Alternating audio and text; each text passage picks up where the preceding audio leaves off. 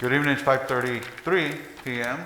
Welcome to the Calexico City Council, Calexico Redevelopment Successor Agency, Calexico Financing Authority, the regular meeting agenda. Today is Wednesday, March 16, 2022. And I will take roll call. Mayor Chairperson Javier Moreno is here. Mayor Pro Tem Here. Garcia is here. Councilmember Ureña. Councilmember Gloria Romo. Here. Thank you. Councilmember Rosario Fernandez. Here. Thank you. We have quorum. Closed session, call to order. Due to the declaration of emergency, this meeting is being held pursuant to AB 361, approved by Governor of California on September 16, 2021, and some or all of the city council members may participate in this meeting by teleconference. Pursuant to Imperial County Public Health Department guidelines, city council meetings are now open for public attendance at 100% of capacity of the council chambers. Public participation will continue to be available in the following way. Members of the public are encouraged to watch the meeting via live stream at http://communityspectrum.org live at 6:30 p.m. or via the Calexico City Hall Facebook page at www.facebook.com/City of Calexico CA. Members of the public will be able to make public comments in the following ways.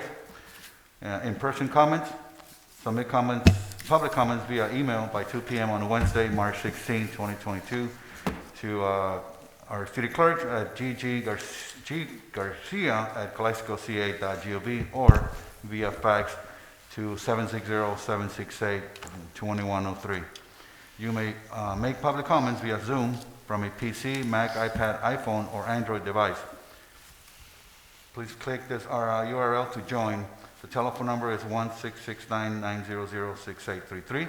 The webinar ID number is 832-8189-3309, and the passcode is 432867.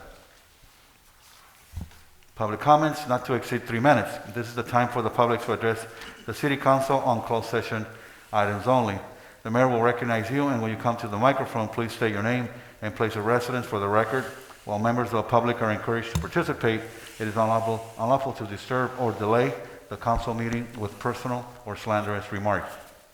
The City Council is prohibited by state law from taking action on this or discussing items not included on the printed agenda. Please direct your questions and comments to the City Council. Do we have anyone? Mr.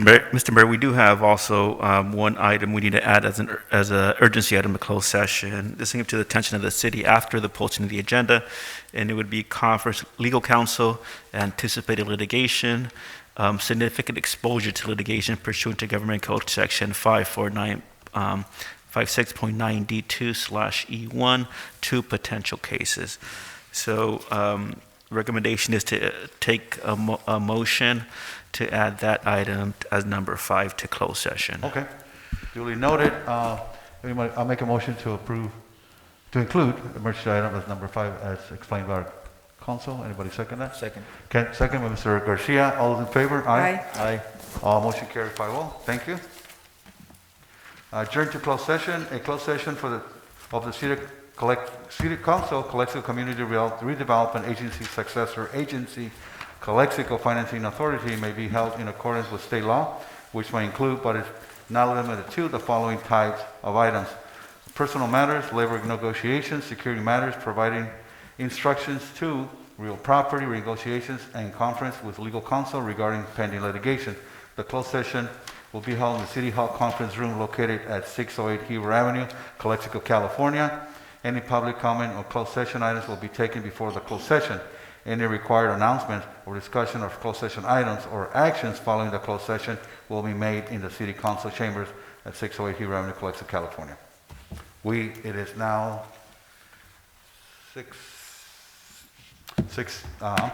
5:38, and we'll close to closed session.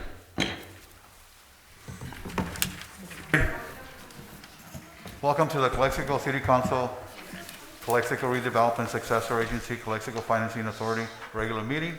It is 6:39 and call to order. Roll call. Mayor Javier Moreno here. Mayor Pro Tem Camilo Garcia. Here. Councilmember Raul Ureña. Here. Councilmember Gloria Romo. Here. Councilmember Rosiarela Fernandez? Here. Thank you. We have a quorum. Please stand for the Pledge of Allegiance.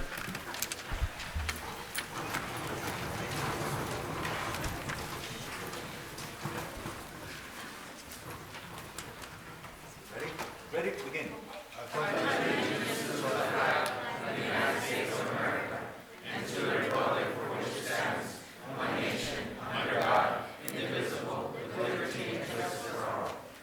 Please remain standing. Mrs. Romo, can you please help us with the mission statement, please? City of Calexico mission statement together.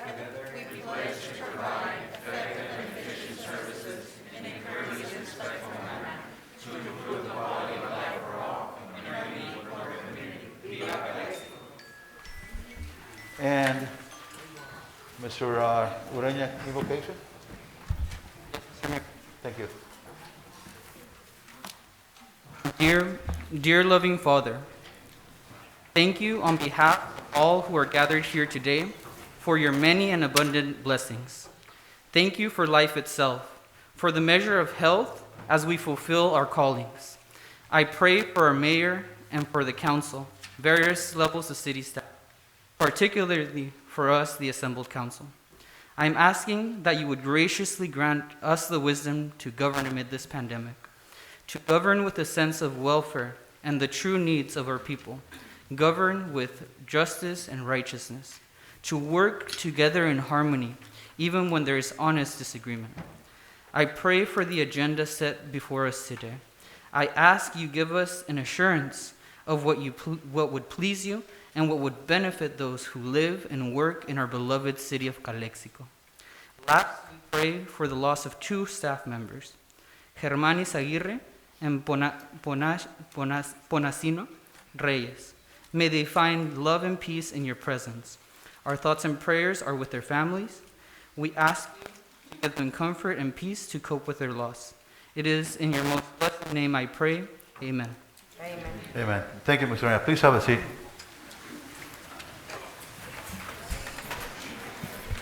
Our next item is a closed session announcement. Yes, thank you, Mayor. City Council meeting closed session previous to the open session item received direction, but no reportable actions were taken. Thank you. Thank you, Mr. Campos. Approve the agenda, and we do have an urgency item, correct? Correct. And additionally, the city clerk also informed me we do have a public comment related to the agenda, or 2 public comments. So let's take the public comments on the agenda. There's, You want to do a public comments now? No, we're going to give the agenda with the item. well, if we have public comment on the agenda, we should probably hear the comments before we actually take action on the agenda. Correct. Correct. So we'll take the public comments now. Play the comments now? Okay, we have Dylan Castillo.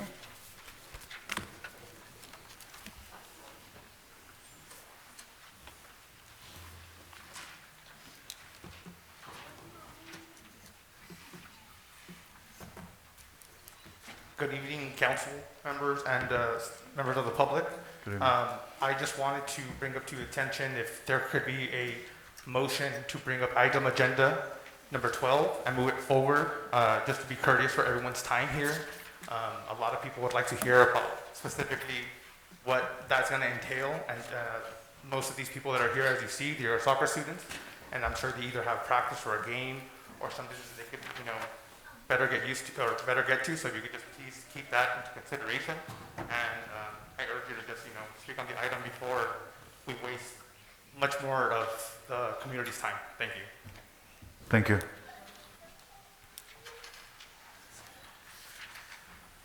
Next we have Gilberto Manzanares.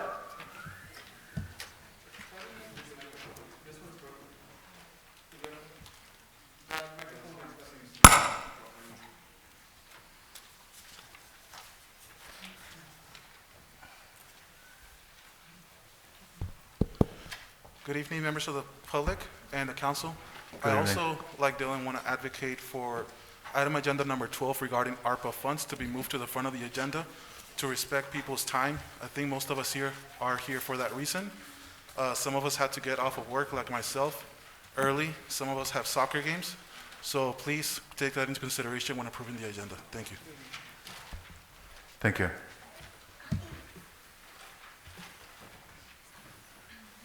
And no more, George? Gabby? No? Okay. Thank you. Correct. This is, we're taking comments on the agenda themselves. Public comments will be later in the agenda. Yes, Mayor, continuing now back to the agenda. At this point in time, we do have an urgency item that we need requesting addition to the agenda. It's a sale of surplus property land. It's a First Amendment to the exclusive negotiation agreement with the developer of the project. If with the will of the council, we would need a motion and a second to add that item to the agenda by a 4/5 vote. Okay, Mr. Campbell, thank you. Yes?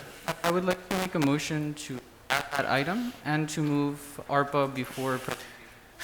Let's take action on this item first to add it to the agenda, then we can have, Then- because we need two motions. One is to add the item, and then the second item would be to approve the agenda as. So, a motion to add the item.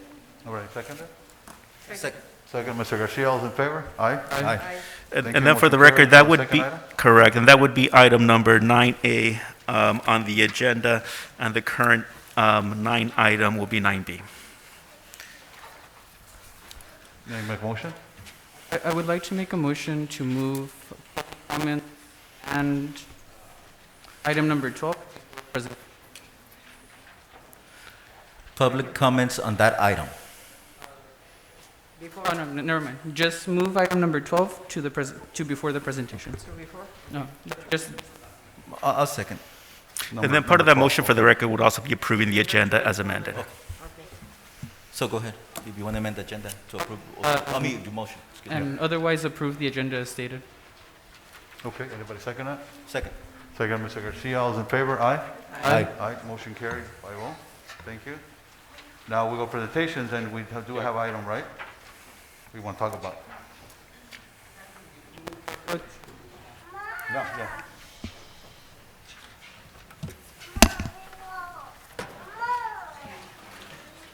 Item 12, do you want to have public comments on that item first? Gaby. Ahorita es cuando presenté a la muchacha, la que te dije, Anna Schwab. She said the link's not, it's not, she's texting me that the link's not. If you can resend the link, send the link directly to her. Can you send the link directly to her? I guess it's expired. Okay, I'll send it. Let's go down.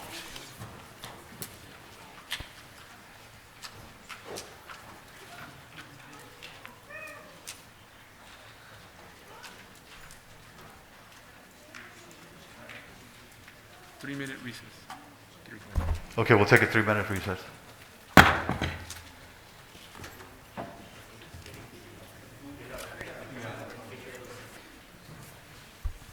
Okay, first item before it's the ARPA, and so we do have a presentation first. Yes, Mayor, members of the council, members of the public that are with us today. What we have before here is an action discussion item that reads discussion and possible action to approve proposed spending plan of American Rescue Plan Act funds for eligible projects.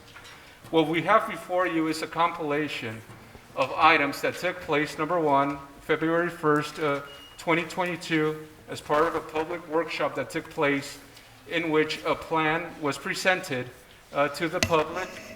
We were able to have also feedback that was provided by different members of the community. I do want to point out that as part of the plan that was presented during the presentation, it considered the recently approved strategic plan that the City of Calexico City Council adopted. With that said, there was also feedback that was received by the City of Calexico from various community organizations that have been vocal at our City Council meeting, sharing with us their points of view of the proposed uses for the needs that Calexico has. As part of the agenda item before you, you have 3 attachments. You have the plan that was presented at the public workshop.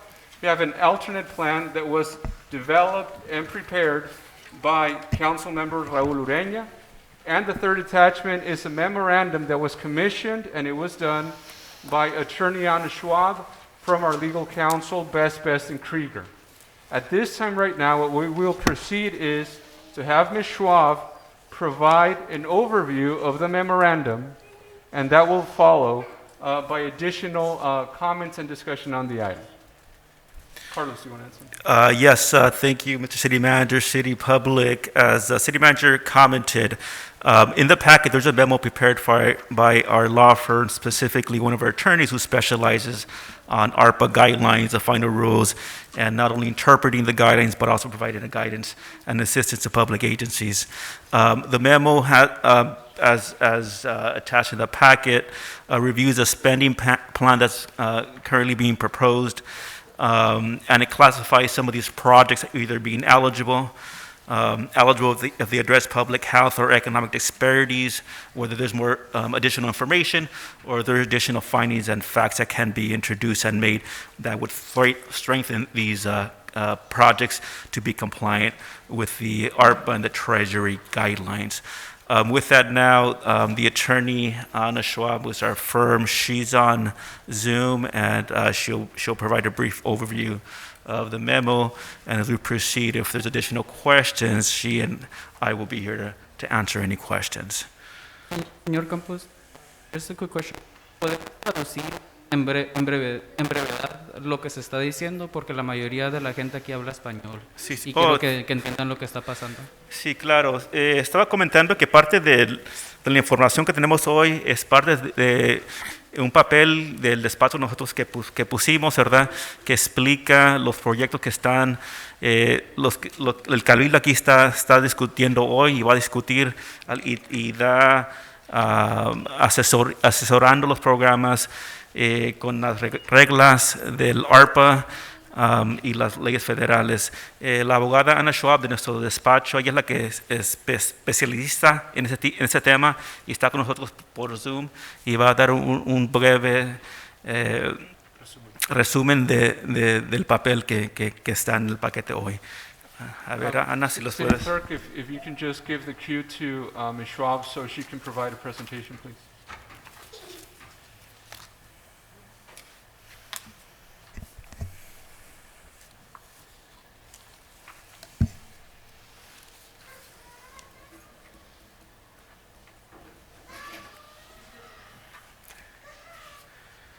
Hi, Ana.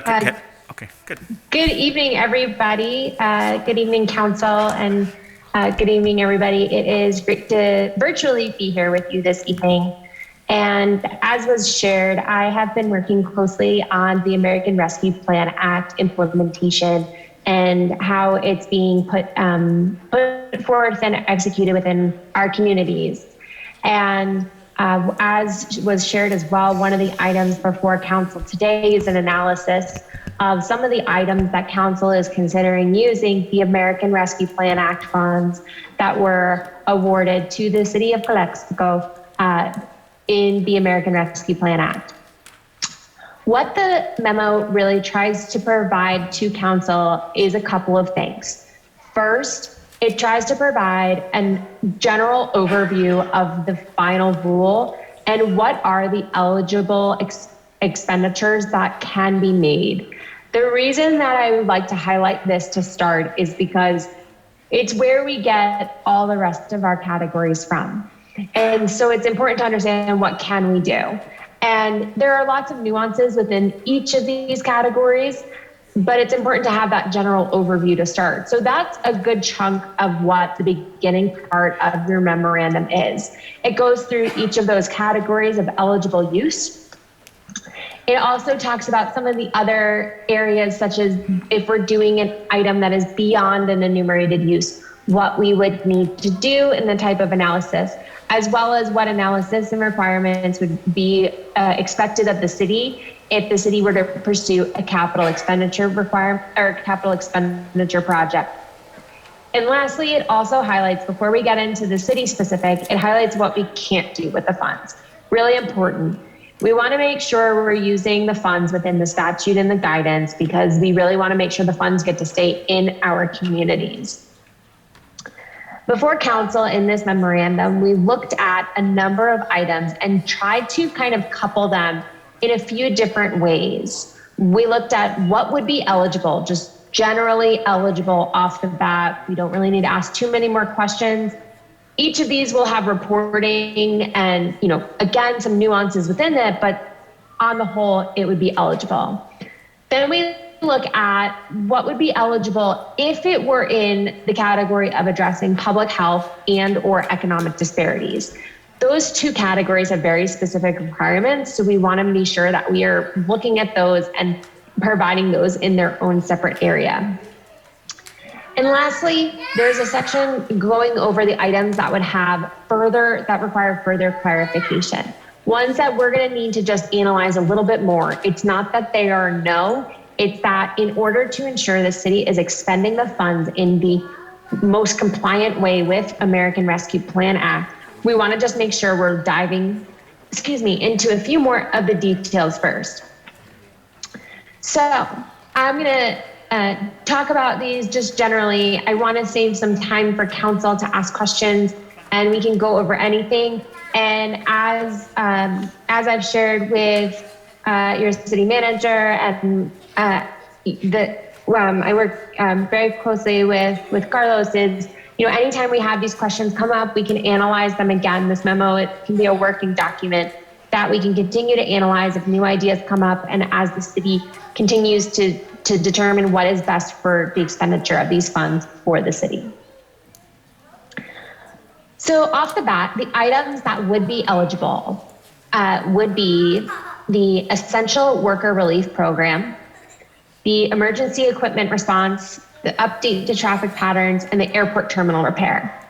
The Essential Worker Relief Program, that would be eligible. It would be eligible as long as it is done within the premium pay parameters. So there are very specific guidelines under premium pay that need to be followed in order to, one, an employee has to be eligible. Two, the employee has to be doing essential work. And then three, we need to look at how are the funds being given, in what way, in what manner, and a few other nuanced factors such as that. So that's part one.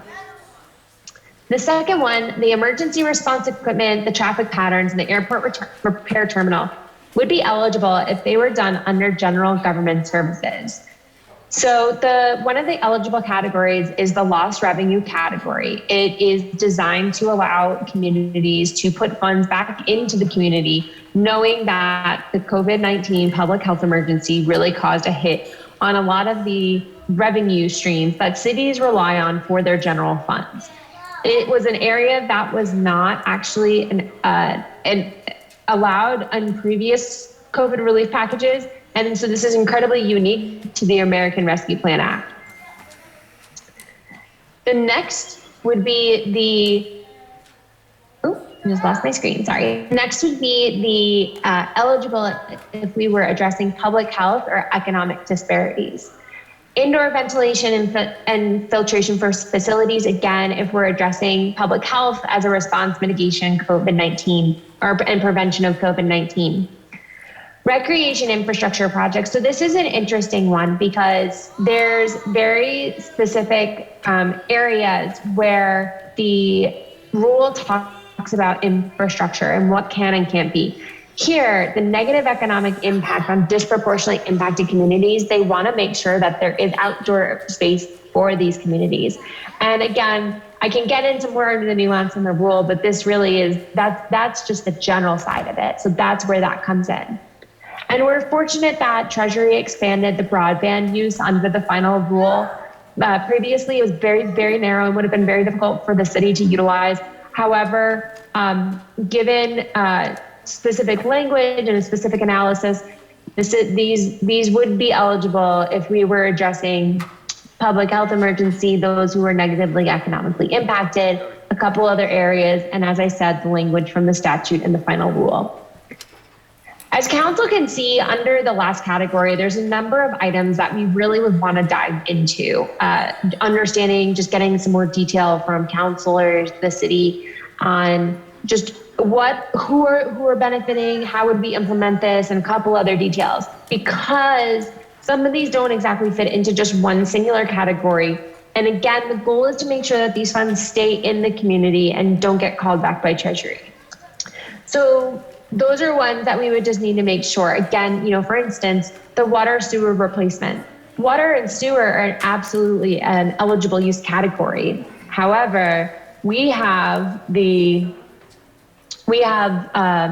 restriction that they need to be projects that are under the state revolving loan fund and of both drinking water and clean water, as well as a few other pieces. So that's why that's a good example that we'd want to make sure that the projects that we're wanting to do fit under those categories. And at the time, I haven't seen any items that were presented to me that would be strictly ineligible. So we don't have any items under that category. And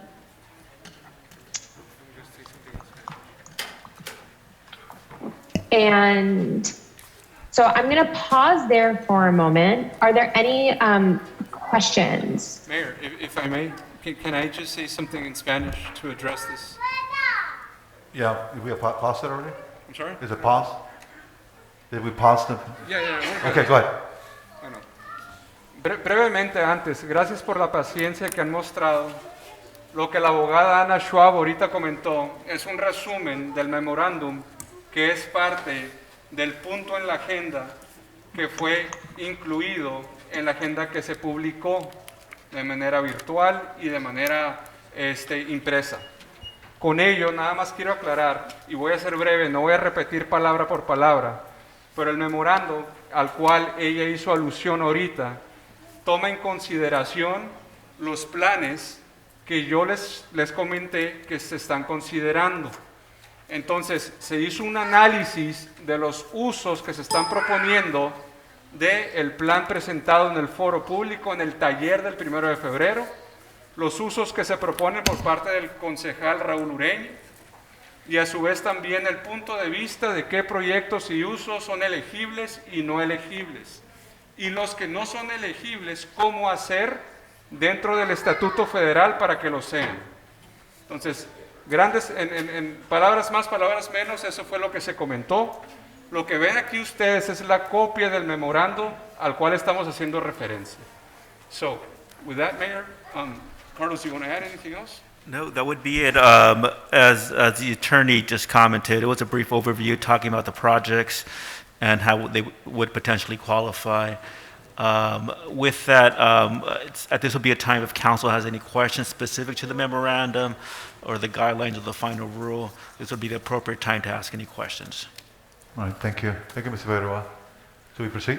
Yeah. Are we done with the video? We're done with the presentation? Yes, sir.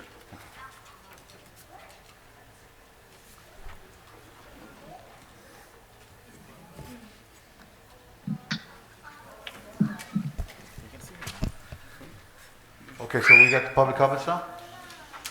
At this moment, Mayor, the floor is yours. If you want to consider the comments of your colleagues, the public, up to you. All right, we'll go to the public comments. We have 1, 2, 3, we have 9 total coming up here. So for respect of others, I'm gonna time, we have 3 minutes. The first one up is Mr. Dylan Castillo.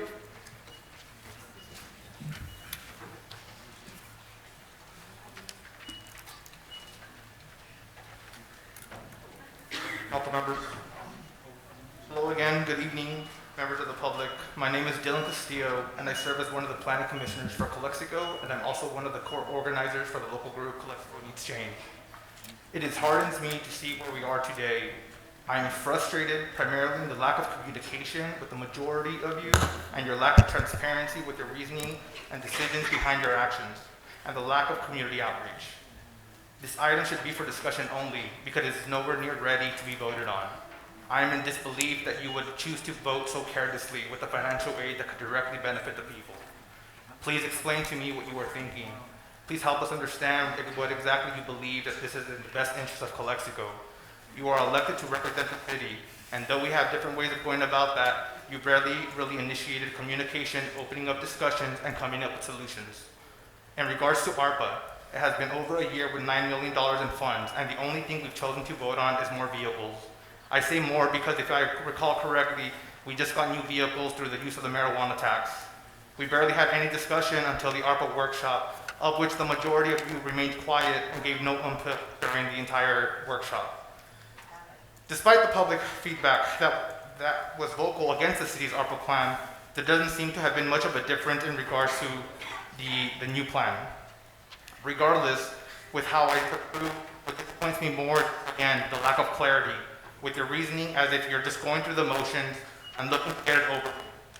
I would just like to understand.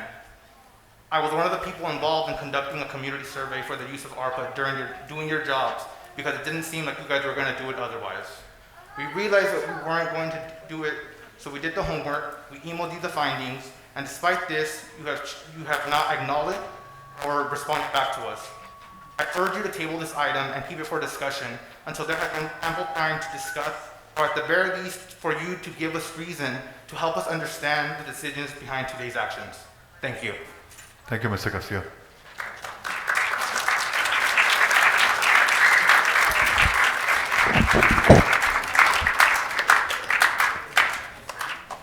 Next we have is Mr. Gilberto Manzanares.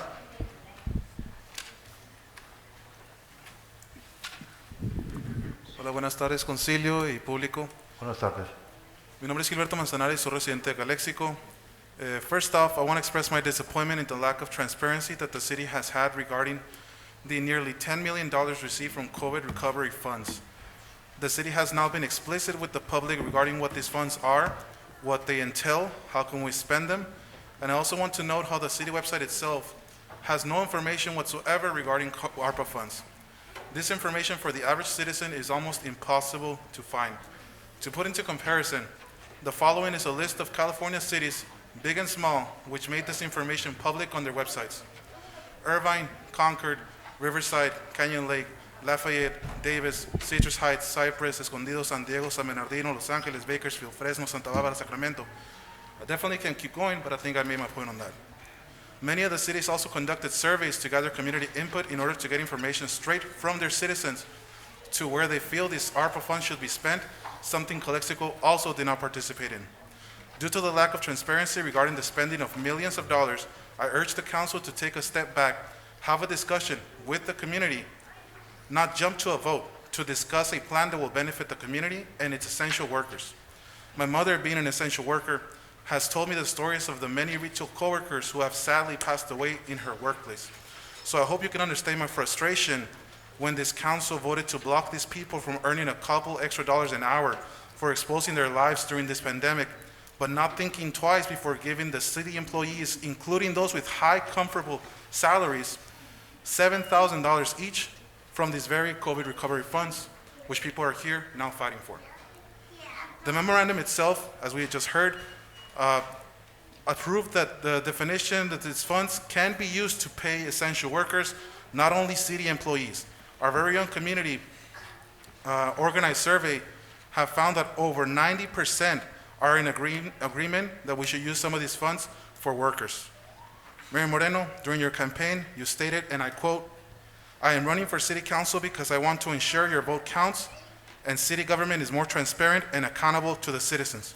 I voted for you, and I hope those words were not campaign words, because the citizens are here now, today, and we're asking for transparency. Thank you. Thank you.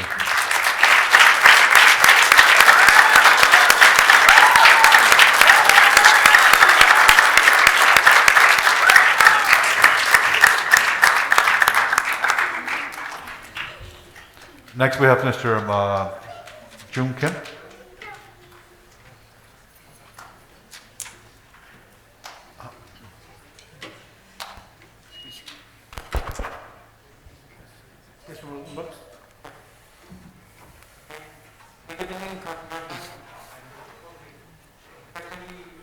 Our feature of the collection. Parents that not speak English, so I'm going to try to use my pocho Spanish. Okay? Esta ciudad Calexico, años que no buscando dinero de grant y de estatal y federal. Y no hace nada de trabajo. Aquí tiene lista, muchos de lista de gasto. Quiere ser que tiene federal, state tiene su fondo, sus programas. Pero en lugar de pedir ese dinero, quiere gastar el dinero tan fácil. Pero este dinero, aquí Calexico fallando mucho seguridad. Yo creo que mucha gente anda problemas. Mirarlo downtown, muchos tiendas tienen quebrado de vidrieras. Y mi tiendas, 2 días, 2 veces quebraron vidrio también. Y falta de seguridad fallando. Principio de que gobierno, seguridad de gentes. Con seguridad, niños creciendo, estudiando y padres trabajando. Eso fallando. Algo de problema, hablando de policía no hay tiempos. ¿Por qué no tienen nomás 18 policías o 16 policías? Por toda la ciudad de Calexico debe estar, tiene unas 50, 60 policías. Y también de bomberos, firefighters, y también faltan números. Ellos tienen muchos trabajando de overtime, porque falta de números. Ciudad de Calexico debe estar ponerlo, que enfocarlo, seguridad de gentes.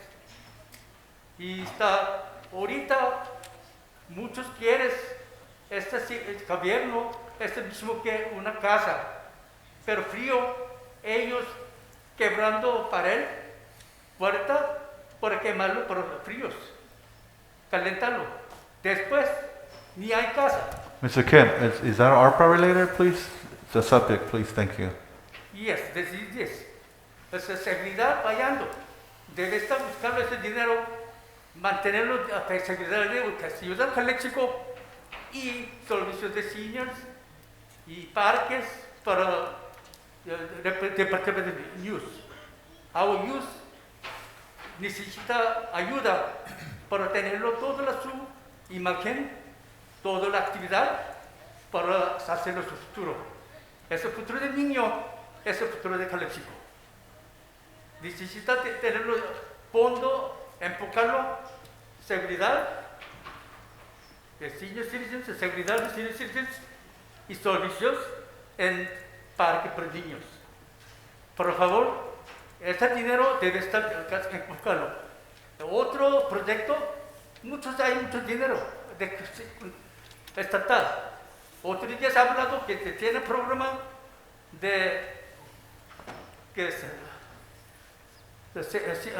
estatal, tiene dinero como hasta $40,000 pagando, ayudarlo por renta o mortgages, y esta ciudad no hizo nada. Okay, Mr. Kim, 3 minutes are up, Mr. Kim, thank you. Muchos programas de ciudad estatal, ciudad buscando dinero eso. Por favor, y no que cobrarlo seguridad de gente por otras cosas. Gracias. Thank you, Mr. Kim.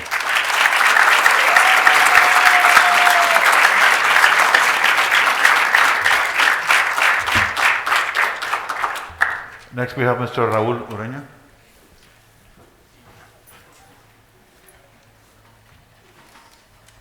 Hola a todos, mi nombre es Raúl Ureña, presidente de aquí de Calexico.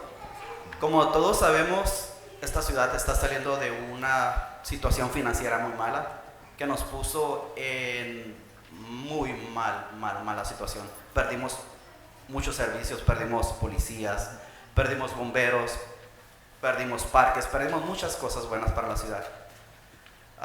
Ahora tenemos la oportunidad con este dinero de poder levantar algo a la ciudad, volver a recuperar esos servicios.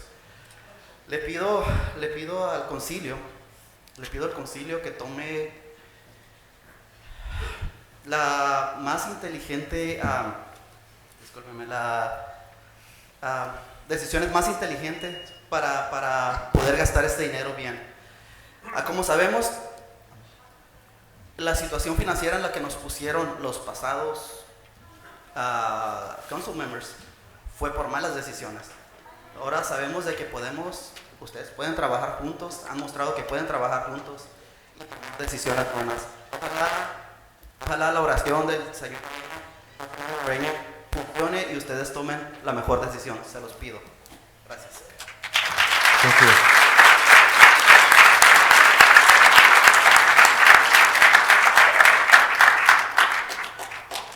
Next, we have Mr. Hilton Smith.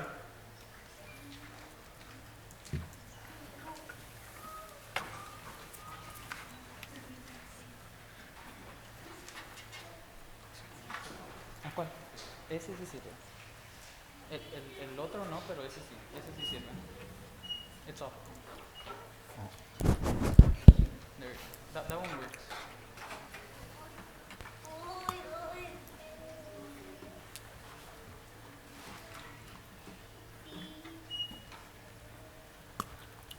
Good evening. Good evening.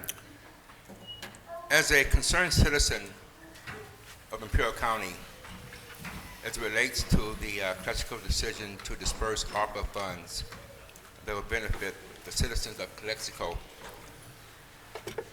it's extremely important that you consider the health and well-being and safety of the citizens of Calexico.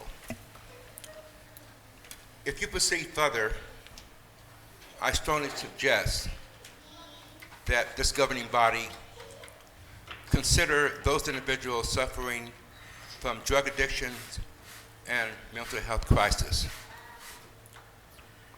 I hope that you consider implementing a mental health intervention response team to work in concert with law enforcement to mitigate or prevent unnecessary injury or death when interacting with law enforcement. An appropriate implementation procedure should seriously be considered and adopted. In addition, I strongly feel that the unsheltered population in Calexico should be considered and addressed to mitigate our homeless population and also to minimize environmental health issues, crime, and police interventions. With those two proposals, I strongly suggest that you carefully take these matters under serious consideration. Thank you very much.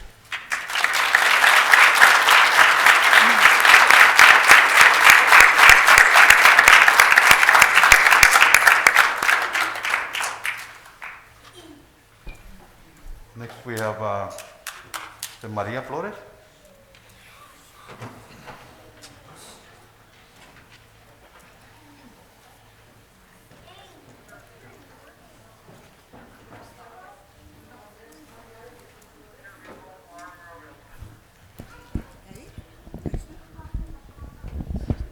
Bueno, sí. Un poquito más cerca. Mi nombre es María de Jesús Flores. Soy ciudadana de aquí de Calexico por 34 años y soy empresaria también. Soy madre y esposa. Hace 34 años mi hija sufrió un accidente. Va a ser algo breve. Tuvo un accidente, se golpeó su cabeza. Fui al hospital de aquí de Calexico a que le hicieran una atención de emergencia. La atendieron. Hace un mes mi esposo tuvo un accidente, se cortó el dedo y corro al hospital de aquí de Calexico. Resulta que no tenemos hospital. Se los cuento para que veamos el progreso de la ciudad. Y eso ha sido por decisiones que han estado tomando las personas que están sentadas ahí. Y me hago responsable de mí también, porque yo también he estado dando mi voto a cada uno de ustedes. Se ven muy bien ahí sentados y se los agradezco, pero ustedes están para ver por nuestras necesidades, por las necesidades del pueblo, por las necesidades de Calexico. Siento mucha emoción y mucho coraje porque cada vez doy mi voto y saben que la última vez dije ya no voy a volver a votar, porque me da mucho coraje que toman decisiones en donde no están viendo qué es lo que ocupa la ciudad. Nosotros somos los que sabemos qué necesitamos. ¿Por qué no nos dicen? ¿Por qué no nos toman en cuenta? ¿Por qué toman decisiones sin ni siquiera preguntarnos? O sea, no pueden estar tomando decisiones así. Si seguimos así, los resultados van a seguir siendo los mismos de los años pasados. Yo les agradezco que están ustedes aquí y creo yo que si están sentados ahí es porque ustedes quisieron ayudar a nosotros, nos quisieron ayudar. Entonces, por favor, no nos defrauden. Y estoy hablando por las personas que estuvieron al frente cuando estuvo la pandemia también, que estuvieron por los trabajadores esenciales, que estuvieron doblados allá recogiendo lechugas y brócoli para que nosotros que estábamos atrás de la puerta con miedo a salir, no nos contagiáramos y ellos allá estaban. ¿Por qué? Porque si no iban a perder sus trabajos. Por las personas que trabajaron en las tiendas. Entonces yo les pido que si van a tomar decisiones nos tomen en cuenta porque no estamos pintados, tenemos voz y mi voz es la misma voz de muchos que están afuera que no pueden venir a hablar. Entonces, no, por favor, ya no sean arbitrarios y tómenos en cuenta. Soy una madre y estoy hablando como una ciudadana que dio su voto. Voté por la mayoría de ustedes, fíjense. Y eso es lo que más coraje me da. Gracias. Gracias.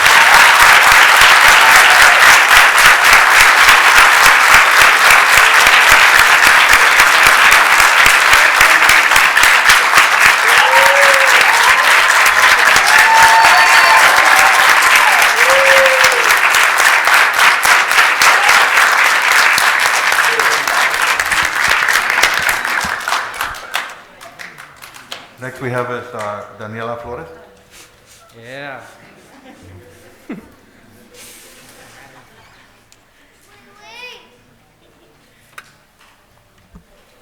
Hello, good evening, buenas tardes a todos. Primero que nada me gustaría darle las gracias con todo corazón a las personas que están aquí. Sabemos que ustedes tienen muchas cosas que hacer y tienen que descansar para el día que viene y sí les agradezco que estén aquí.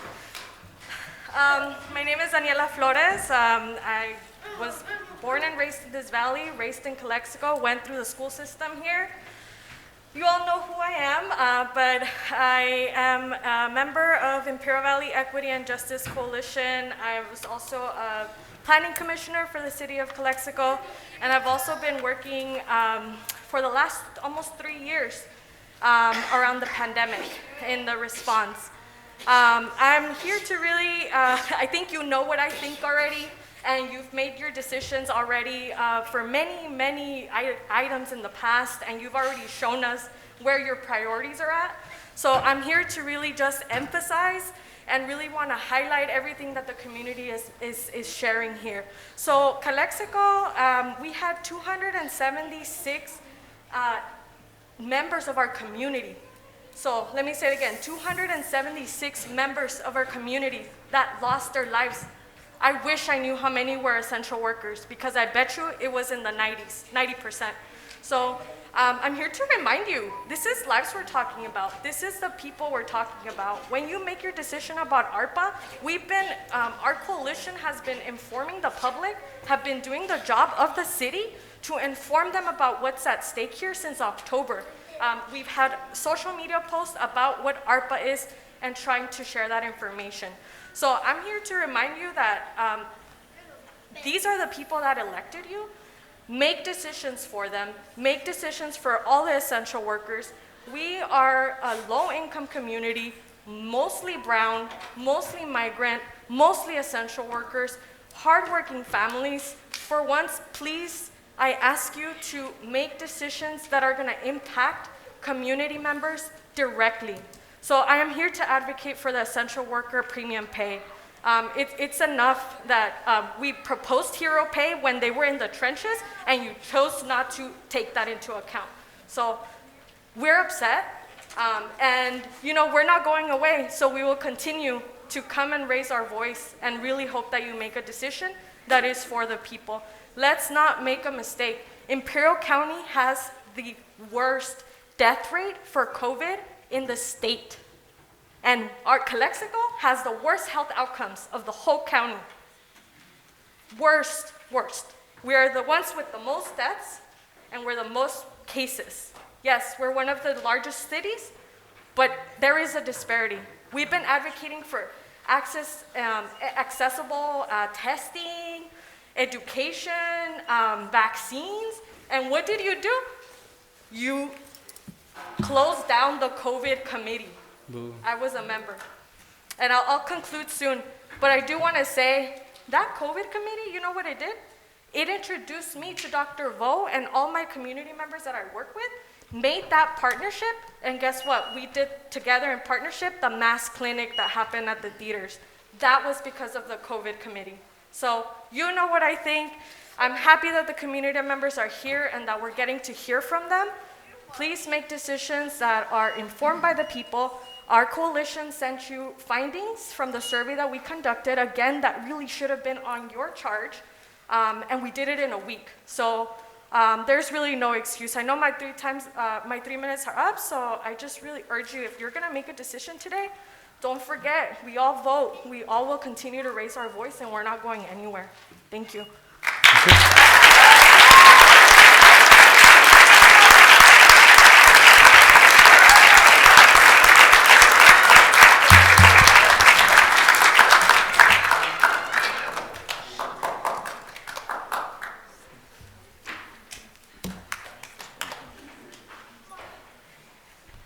Next we have is Armando. I can't make out the last name. Navarez, maybe? It's Armando, the first name.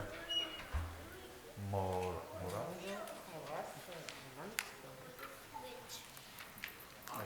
Armando Miraves o Who is Armando? 1288, 1288 dirección. Hinojosa. Hinojosa. Armando. ¿Está el Armando? Ah, okay. No? No. Okay. All right. Sorry. We have next is Ismael Arvizu.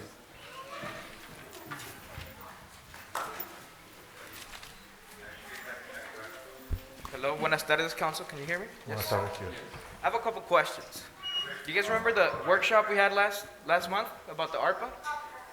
Right? Yes? Yeah. Sí o no? Sí? Okay. What was changed from the plan? Someone answer. Nada. Nada. Why? Why? We had a workshop where we all gave negative feedback about the plan that you guys had, about infrastructure in the COVID plan. Did the buildings get sick or something? No? Did $100,000 for the airport? Sure, it's needed, but from COVID funds? Chicos de soccer, do you guys have a restroom in your park? No. Why do you think so? Because of them. These people could have gotten a restroom for us with the weed money that we got from the taxes. Pero ¿qué pasó? A new cop car. A new cop car. Yeah, it's needed, sure. Pero cuando hablamos de infrastructure, whatever, there's so much money in California for infrastructure. Yet for COVID funds, I'll send it that way. The KG Park is getting lights, parking lot, and some trash cans. We already got the trash cans from SDSU. Thank you, SDSU. Pero pues, hasta ahorita nos están dando cosas con the COVID funds. That doesn't make sense. I have questions. What are you guys doing? What did you guys do with that ARPA plan? You guys just listen to us, complain, disagree with your decisions, and you still did them? That doesn't make sense. What are you guys doing? I want to see the work. What do you guys do every day? Camilo, how many agenda items have you admitted the time you're here? I know you have the right to not answer. I'll answer for you. 0. Javier, you asked me last week if you would want me to join your program of art, murals, whatever. You want me to help you? Help us. Help us right now. Make the right decisions for the community. It doesn't make sense that you got COVID funds and not using them for COVID needs. Así de fácil. You guys, the kids know the answer, right, chicos? Like, you guys know that that's not right. Así de fácil. No se vale. Y no se vale que tenemos que venir a pelear porque ustedes tienen que hacer las cosas bien. Así de fácil. If you don't want to do the work, get the hell out of here. I'm sorry. Sorry, chicos.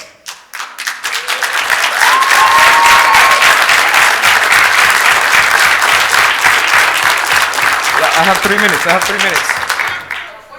I need I need every single one of you. También tú, Raúl. Sí, yo We también. all have to work Me incluyo. together. Más juntos que nada. Hilton Smith is here. He comes from Imperial. Imperial knows the dumb stuff we're doing out here. And that's sad to know that the border town of Calexico isn't as good as it was before. Los de antes sí saben. Calexico used to be good, huh?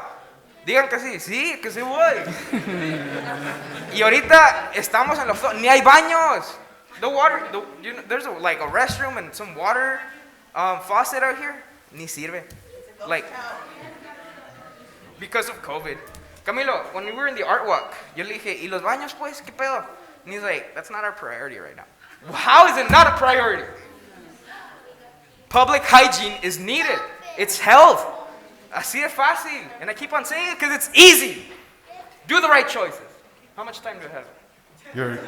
You're over. Keep going. Just drop it Thank up you. 30 minutes. 30 Pues seconds. sí. You see the people. And this is not all people. How many are we in Calexico? 40,000? 37,000? That's a lot of people. Y para 5 personas para decidir y todas las cosas así. No, señor. So I ask you, do the right choices. Thank you.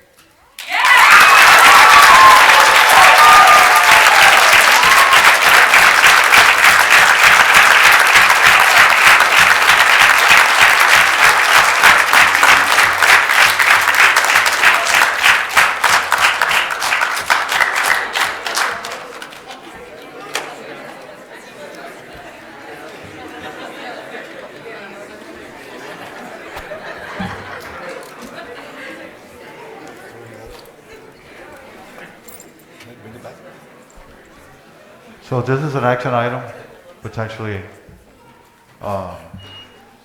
correct? We're here at an action item, vote on it. No more comments, I think. There's a comment, he had a comment. He turned in the paper. Who? Isaiah. What is your name? ¿Es Armando? Isaiah. No, ¿quiere decir algo? Pase. Okay, go ahead. Pase. Aquí en el micrófono. Aquí tengo un micrófono para que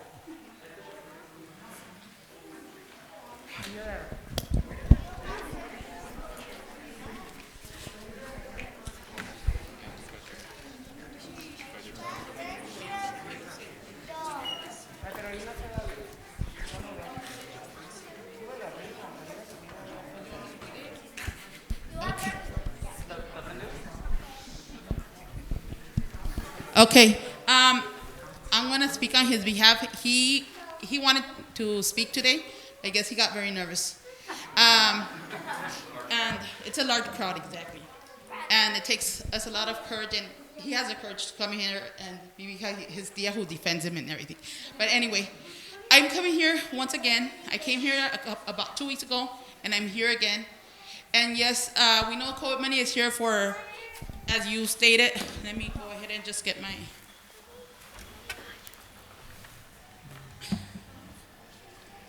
As was stated, for public health, working, essential work.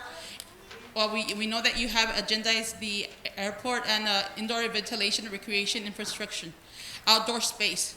Well, his main concern is outdoor space. He wants outdoor space for children. He wants restrooms. How many of you, boys and girls, since they're here right now, how many of you have gone, and don't lie, to the restroom next to a tree? And you say, that's the pea tree. And that's what they say. And it's not not just at the parks next to the soccer fields, but also at the baseball park where the kids are playing. There are no restrooms. You see the park by Rodriguez Park? You have over 12 dying trees at Rodriguez Park. Yes, I thank you for the lighting that's happening, but we need more support. Just a couple of things to make things pretty is not going to work. You have people here that last time I was very surprised that they didn't come, but this time around you see all these kids here, and you see kids and their parents, they're interested in it. And I know that many of them didn't know about what was happening with all this money and that it was available. And yes, we have other things that we need to work on that are tremendously important to our city. But at this point, one of the main things that we need to have is social emotional health. How do we get social emotional health? Is by having all of these kids out playing sports and games without having to worry about where to play, having to fight over how much space the little kids are going to have compared to the other kids. The baseball kids having an area to play, having decent areas. That's what we need. Yes, the essential workers. I'm listening to their plight, and that's the same thing that's happening in our district. They're talking about essential workers not getting their support and their due pay. Yes, we can't give them all the millions of dollars, but we can work on something. And you know what? Let me tell you something. You need to start listening to your citizens, because what you're seeing happening with the teachers of Calexico is the same thing that you're going to start have seen here.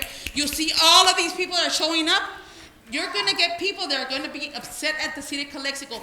City of Calexico, and I dare to beg difference with the person that mentioned that Calexico is not a great place. Calexico is a great place. It has wonderful people, but we need to start managing Calexico like a business, making sure that with what we have, make it work and do the best that we can for our city.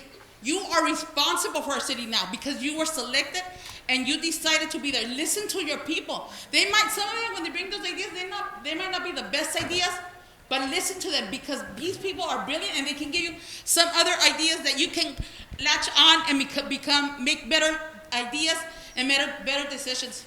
Your people are speaking and they're telling you, do the best. It's like the teachers say, enough is enough.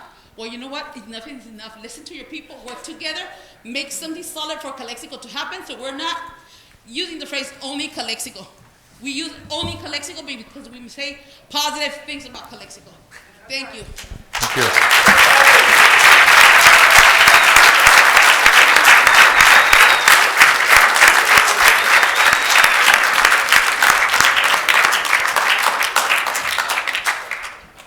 Okay, before we get into a discussion, does anybody else want to speak?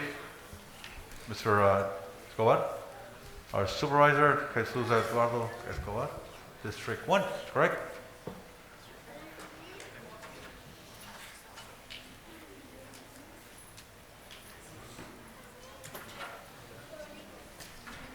Buenas tardes. Mayor Pro Tem, Good council evening. members, Miguel, Carlos, y Gaby.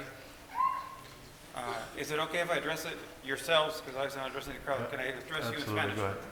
Sí. Me permitieron hablar en español y voy a hablar en español porque yo sé que pues, el inglés la mayor parte entiende y nosotros no, pero el español al 100 entendemos todos. Tienen una decisión muy difícil ustedes. Los entiendo al 100% porque yo tengo la misma decisión a nivel condado, de los cuales los invito, Daniela, que vengan al condado también. Ya hemos tenido pláticas sobre este mismo tema para poder también apoyar no nomás a Calexico, pero al condado imperial en estos temas. Voy a tratar de hacer lo más rápido posible. Lo que es seguridad pública, bomberos y policías, todo el mundo sabe que no tenemos. Entiendo perfectamente bien el presupuesto y cómo trabaja esto del dinero, que nomás es de una vez, pero la misma es, necesitamos más policías, necesitamos más bomberos. Parques. La señora que acaba de platicar habló de los baños, ¿no? Que el P3, pues me tuve que reír, pero es una realidad.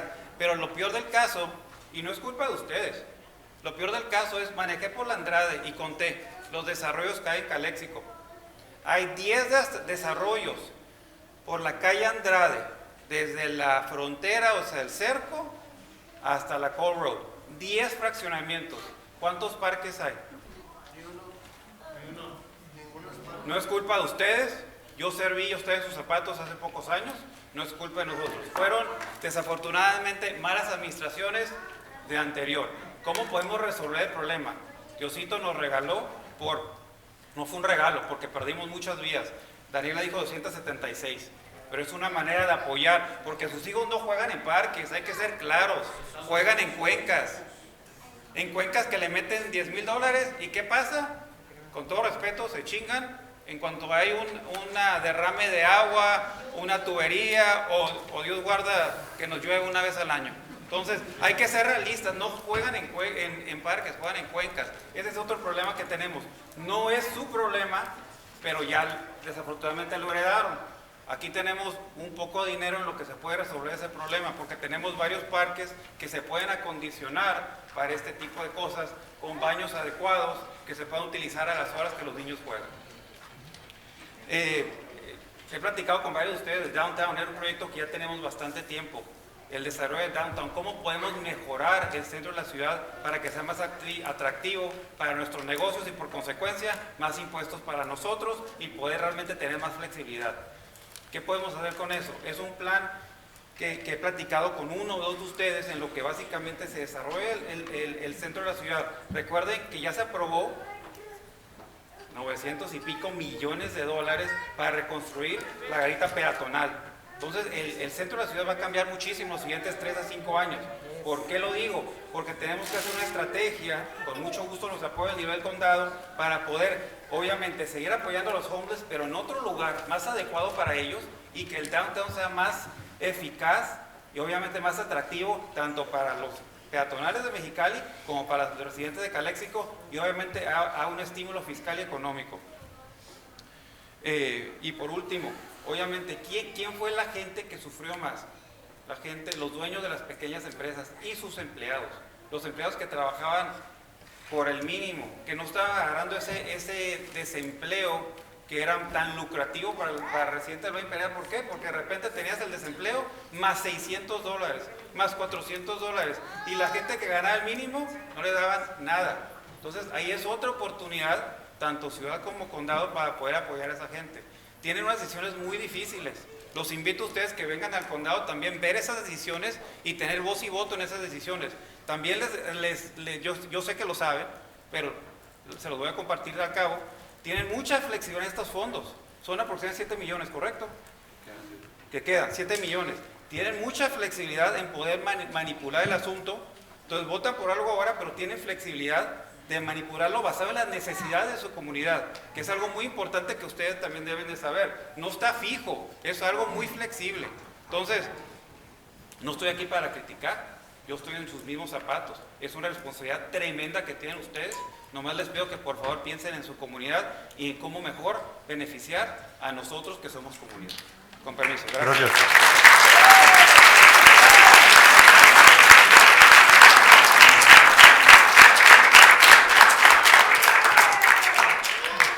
Señora Carmen Estrada, ¿quiere unas palabras?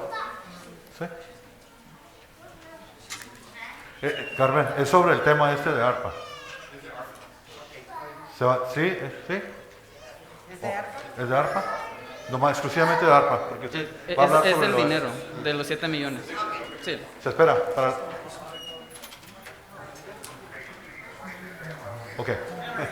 Thank you, Tony. Okay, so on the same topic of ARPA, we have online, we have Alexis Castro.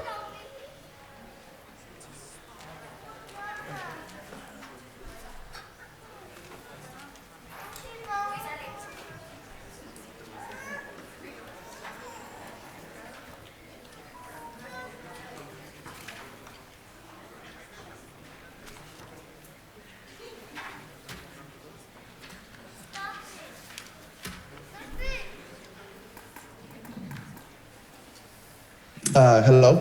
Good afternoon, good evening, City Council members. Buenas tardes, comunidad. Después de oír a tanta gente platicar sobre las necesidades de la comunidad ARPA, de la comunidad acerca de los fondos ARPA, yo en realidad me quería enfocar sobre la apatía. Yo me di cuenta que mucha gente estaba hablando sobre la apatía que sentían acerca de cómo está esta ciudad y en el lugar en que nos encontramos. Pero en este momento, con estos 7 millones de dólares y en realidad con los billones de dólares que el Estado y el gobierno federal está proponiendo sean usados para infraestructura, ahorita es el momento de la oportunidad y yo pienso que lo que estamos pidiendo es que nuestro gobierno use esta oportunidad como lo enseñamos con nuestra encuesta de la comunidad, pidiéndole a gente que apoyara a los trabajadores esenciales y en realidad les pedimos que tomen esta oportunidad de de invertir en esos trabajadores, de invertir en los parques, pero también para crear una estrategia, cómo vamos a llegar a acceder a esos fondos en el Estado y del gobierno federal. Así que cuando estén haciendo esta decisión de votar, por favor les pido que piensen en los trabajadores esenciales, pero que también piensen en cómo vamos a crear estrategia para acceder a estos fondos. Gracias.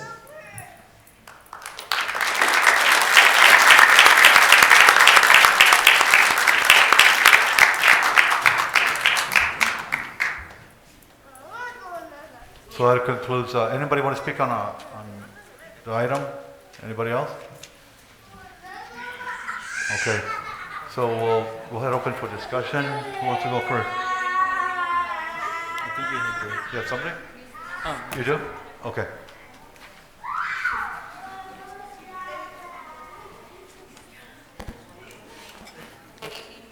Ese no sirve, úsalo.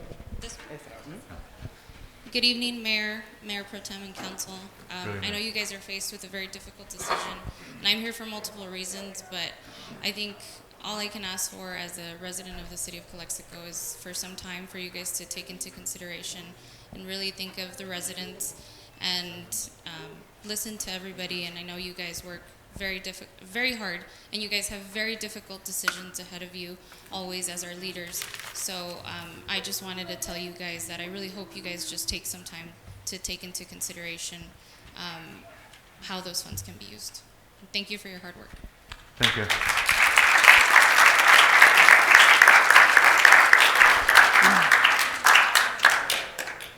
Is anybody else?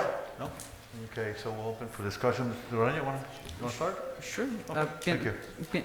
Pienso que la primera cosa y la cosa más sencilla, lo que más se escucha, es que tenemos 3 planes, tenemos un memorándum bastante amplio, con muchos subtemas, muchas posibilidades. Tenemos una encuesta de la comunidad que hizo la comunidad, porque nosotros como municipio no la hicimos, no tuvimos esa iniciativa. Entonces, para mí queda claro que apenas que sean brujos, no tenemos un plan para votar hoy en la noche. El plan está súper generalizado. El plan que se propone de los empleados municipales se mira bien bonito. Parece como que van a gastar poquito en todo, pero vamos a ver los detalles de ese plan. Ese plan dice que va a gastar en parques cierta cantidad, pero que exactamente, casi puro encercado. Encercado para Heber Park, encercado para Rodríguez, estacionamiento para Kennedy Park, lucecitas. ¿Cómo se dice? No van a agarrar un parque con este plan si eso es lo que están esperanzando. Entonces, pues, para concluir y dejar la discusión fluir, quiero que tomemos una verdadera discusión esta noche, hablar estas cosas. Sería ofendido, y pienso que la comunidad también sería ofendida, si ustedes tienen listas una moción para aceptar cualquiera de estos planes que no hemos discutido en ninguna junta de cabildo. Y por eso llego a lo que digo, apenas que seamos brujos, no pienso que estemos listos para tomar esta decisión. Y yo, que soy economista, todavía ni analizo los impactos económicos de estas 3 propuestas. Entonces, hay que tomar nuestro tiempo, movernos rápido, pero no hacer las cosas a lo loco. Thank you, Mr.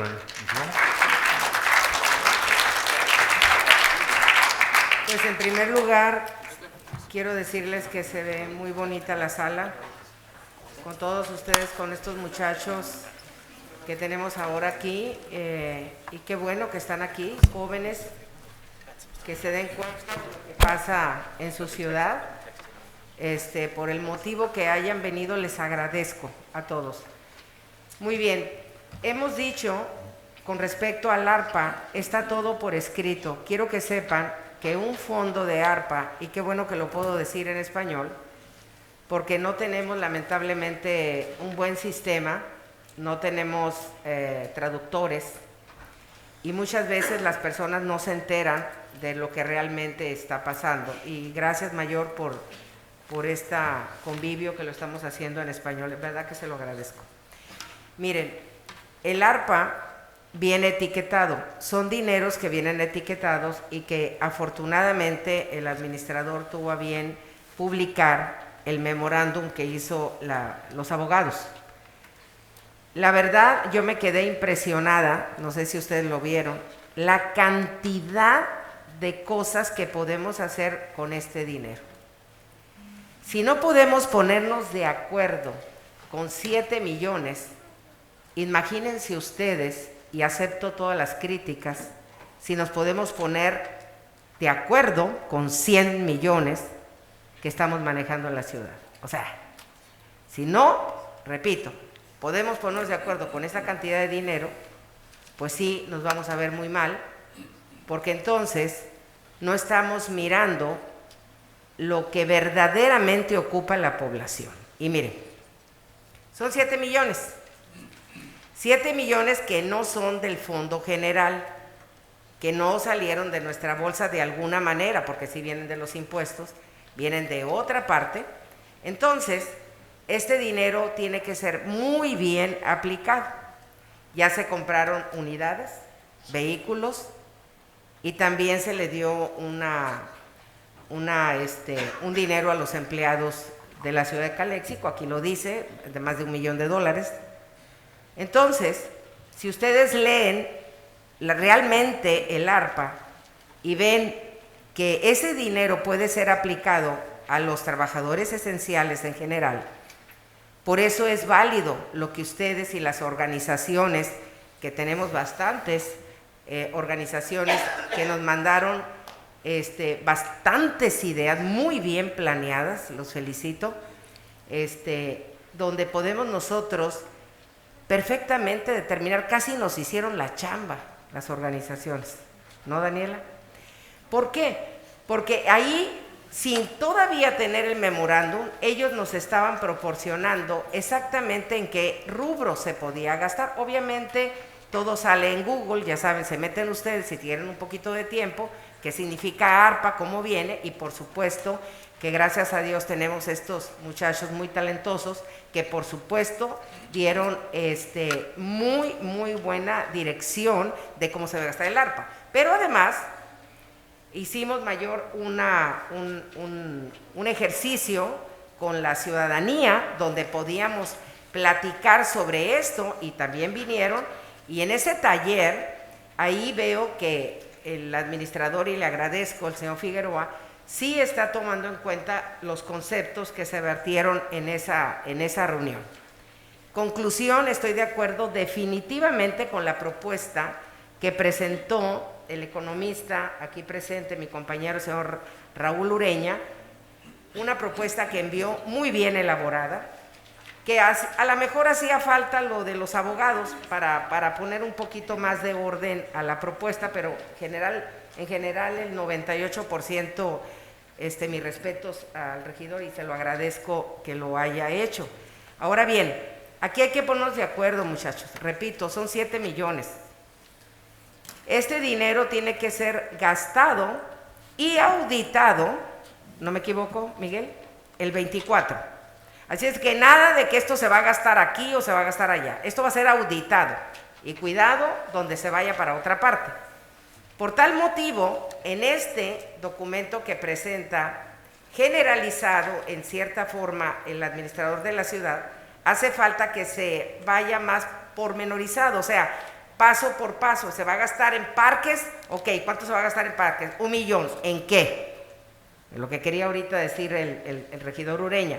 Se va a gastar 750,000 en el downtown, ¿en qué? ¿En foquitos? ¿En qué? ¿Botes de basura o qué? O sea, se me hace muy poquito 750 para un downtown, y más como lo tenemos, ¿no? Yo creo que se lleva los 7 millones, pero independientemente de eso, hay algo muy importante, muchachos, que sí, y estoy de acuerdo con ustedes, hace falta aquí los trabajadores esenciales, los que califiquen, y por supuesto que pido con todo respeto a mis compañeros, lo suplico si es así de necesario, que tomamos en cuenta a los trabajadores esenciales que tanto ocupan de un recurso, no a lo mejor los miles de dólares que dimos a otros empleados, sino que cualquier cosa ahorita en este momento que se necesita, que necesitan las familias, y vuelvo, y Camilo me apoyó en ese tiempo de darle a las personas fallecidas, Camilo recordarás, las personas que ya no están aquí con nosotros y que trabajaron de alguna manera en pandemia y que ahora los abogados dicen que sí se puede, también darles a sus familias, ya no están aquí y también merecen ese recurso. Es todo lo que les quería decir y muchísimas gracias. Gracias, hermano. I just want to thank everybody that's here Thank you. and thank you for all your comments. The only thing that I have to say is we're going to do the best that we can and do what is best for our community. And I know that essential workers, yes, they do need our assistance, but we have to find a way to do it. I don't know how legal it is, and by this, we have to just follow the guidelines. And I'm going with the guidelines. Okay, thank you. That's it. Thank you. Ms. Garcia. Thank you. De nuevo, quiero dar las gracias. Y sí, ya hicieron eco de pues la presencia de todos ustedes. Y qué bueno que vienen. Y yo sé que no podemos responder, pero en ningún momento creo que se gritó que nos robamos el dinero. Aquí nadie se ha robado, por lo menos no yo y no de que yo tenga conocimiento, ¿verdad? Para aclarar. Otra cosa es de que la transparencia está ahí. La transparencia está ahí. Nosotros no les estamos previniendo de que ustedes se expresen. Aquí han tenido la oportunidad de reunirse, ¿verdad? Y si yo no he dado mi punto, es porque no quiero interferir en el proceso. Porque no quiero que se me vaya a prevenir de que no pueda participar en una decisión como estas. En ningún momento yo he cambiado mis acciones. Y se enumera quizá que yo no he traído puntos, pero sí he estado al pendiente de las cosas que pasan. Y quizá no vamos a estar de acuerdo en todo. Pero una de las cosas que siempre es importante es de que tenemos que tener presente, de que tenemos que estar de acuerdo, de que vamos a estar en desacuerdo. No nos van a gustar las decisiones, todas las decisiones que hagamos. Pero de mi parte les estoy diciendo de que yo pienso en todos. No pienso en color. No pienso de que somos brown, de que somos... No. Pensamos de que somos una comunidad. Yo no veo color. Yo veo en la oportunidad de servir a las personas. Yo veo en la oportunidad de cómo podemos usar estos dineros. La señora la segunda vez, o señorita que viene la segunda vez a decirnos de cómo podemos ayudar a los jóvenes. Y sí, a los jóvenes, a las personas de la tercera edad también, a todos. Todos somos parte de la comunidad. Yo no estoy aquí para lo que dicen, bueno, queremos transparencia. Hay transparencia. Yo no me escondo. No les escondemos cosas. Yo no les escondo cosas. Yo estoy aquí. Las personas que me conocen y las que no me conocen, si quieren hablar conmigo, vamos a hablar. Algunas personas hemos tenido oportunidad de hablar de uno a uno. Y me extraña que digan de que decimos una cosa y bueno, alegan que después se dijo otra. Pero eso la tratamos de uno a uno. Aquí es transparencia, señores. Aquí no son las cosas como antes. Personas dijeron, fueron administraciones pasadas. ¿Sabes qué? Yo no uso esa frase. Aunque hayan sido administraciones pasadas, ahora estamos aquí y es de nosotros, señores. Y el hecho de que hagan la chamba ustedes, es la chamba de todos nosotros. No solamente de los 5 de aquí, es de todos nosotros. Nosotros no solamente hacemos el trabajo, sino que lo hacemos todo. Sí, entiendo y les agradezco, que ustedes nos dieron la oportunidad de estar aquí, nos dieron la confianza. Y en ningún momento, por lo menos de mi persona, yo las he traicionado. Quizá se han hecho decisiones que no estamos de acuerdo, pero es parte del proceso. No es parte de darle ventaja o de beneficiar a alguien en comparación o otra persona. Es de ser igualitarios, de distribuir, de invertir, de respetarnos. En ningún momento, si ustedes me dicen, si yo les falté al respeto, 1000 disculpas. Pero aquí la oportunidad se les ha dado, se han hecho talleres para que ustedes vengan y expresen. Yo me he sentado ahí a escucharlos. You haven't discussed ARPA. Excuse me. I gave you the opportunity. I'm sorry. I have the floor. I have the floor. Excuse me. I have the floor. If you guys haven't noticed, he's not talking about ARPA. He's scoping. Excuse me. Thank you. So, de nuevo, tenemos la decisión aquí de decidir. Y eso es lo que tenemos que hacer. Les agradezco aquí su presencia. Ojalá y sigan viniendo, porque hay más decisiones. Ojalá y asistan a todas las juntas. Porque en cada oportunidad que tengan, se aprende, se contribuye, y no solamente a una sola junta. Vamos a seguir envolviéndonos en la comunidad. Gracias. Those are my comments, sir. Thank you. Thank you, Mr. Garcia. Okay, párate. Tengo el piso, párate. Okay, gracias. Pues antes que nada, gracias por estar aquí. Eso demuestra que Calexico tiene pasión por Calexico. Le agradezco por estar aquí. Para mí es muy sencillo decidir. Para mí las personas son más importantes en mi vida. Las trabajadoras son muy importantes. Yo estoy vivo porque comí de ellos. Entonces yo voy a proponer que aprobemos el plan B que el señor Ureña propuso y quiero que el primer cheque sea para los trabajadores esenciales.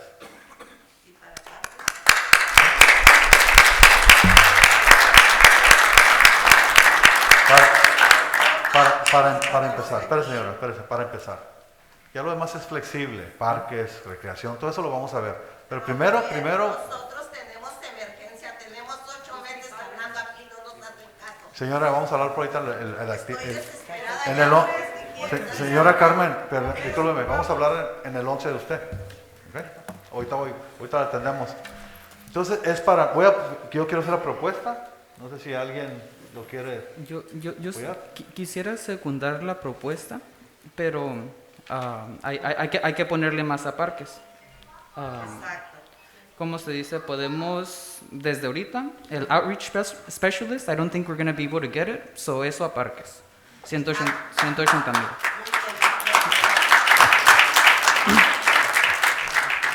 Podemos de esta lista, emergency parking infrastructure, city broadband, public facilities. Miguel, ¿cuánto ocupas para las public facilities, the IT upgrades? ¿Ocupas el millón o ocupas medio? Bueno, ya estamos entrando ya en temas más específicos, ¿verdad? Sí. Claro. Sí. Entonces, yo creo que parece, por ejemplo, para ahí contestar tu pregunta, Raúl, sí me gustaría no hablar números tan vagos y ser más específico para ser más eficientes en el uso de los recursos. Okay. Sí. Bueno, te la pongo fácil para que quede claro. El único cambio, el outreach specialist, ya todos los dineros que sobran de todos los presupuestos a parques. Sí. Así. ¿Sí? ¿Ok? Muy bien. Secundaría esa moción. Gracias. ¿Ok? ¿Alguien la quiere secundar? Second. Ok, ¿hay discusión? Discussion? Hold on. I thought there was going to be more discussion on this item. So I would like to see specifics. I know Councilman Ureña stated that, in one plan they didn't have a description of the expenditures. I know that we brought up, the fact that we need to do more for our youth, for our children. I know that I also want to see something for senior citizens. I want to see that it goes to every sector in our community. So, and I don't think that plan really describes to specifics. So, for that, I'm not ready to vote on that. I would like to address your questions. ¿Cuáles preguntas tienes? ¿Qué no te queda claro de aquí? ¿Qué detalle te hace falta para darte el detalle? Sabes que es que no es nada más, tú mismo lo dijiste, que como estaba el plan, no estaba detallado. Entonces tenemos que ver, de nuevo, la señora está dando la mano, tenemos que asegurarnos de que incluyamos más, de que veamos otros sectores y que solamente ahí creo que estamos incluyendo ciertos grupos. Quiero que incluyamos a los jóvenes, que incluyamos a las personas de tercera edad. Sabemos de que no tenemos dineros para ahora los programas para las personas de tercera edad. Tenemos que ver todo eso. Tenemos que ver, entonces, en la cuestión de la salud mental. Entonces, lo que podemos hacer, espérese, lo que podemos hacer es tenemos una moción en el piso, tenemos una segunda, tenemos que votar en eso, ¿ok? Tenemos que votar, hacer eso y que se vaya. Y después lo regrupamos, aquí está el comité de ustedes, Daniela Flores. Ya podemos distribuirlo. Ajá, Okay. y platicamos sobre lo que dice el señor García, ¿no? Le hacemos cambios. Vamos paso por paso, hay bastante dinero. Okay. Así ahora, dígame. I think that right now, Ms. Ureña stated that these plans were not as precise and you have different plans. You're going to vote on something that is not precise, it does not have itemized items. You are talking about something that is very broad, these 3 plans, and now we're saying that we're going to focus on one. I haven't seen any of them. But what I'm saying is, we went from being, they're good. This one that Mr. Ureña said it was good, but the other ones were also good. We need to come up with a plan that maybe we might have to table. I don't know what table is, but put it back. Sí, señora, por eso le digo, lo vamos a regrupar para poder hablar eso en otro día.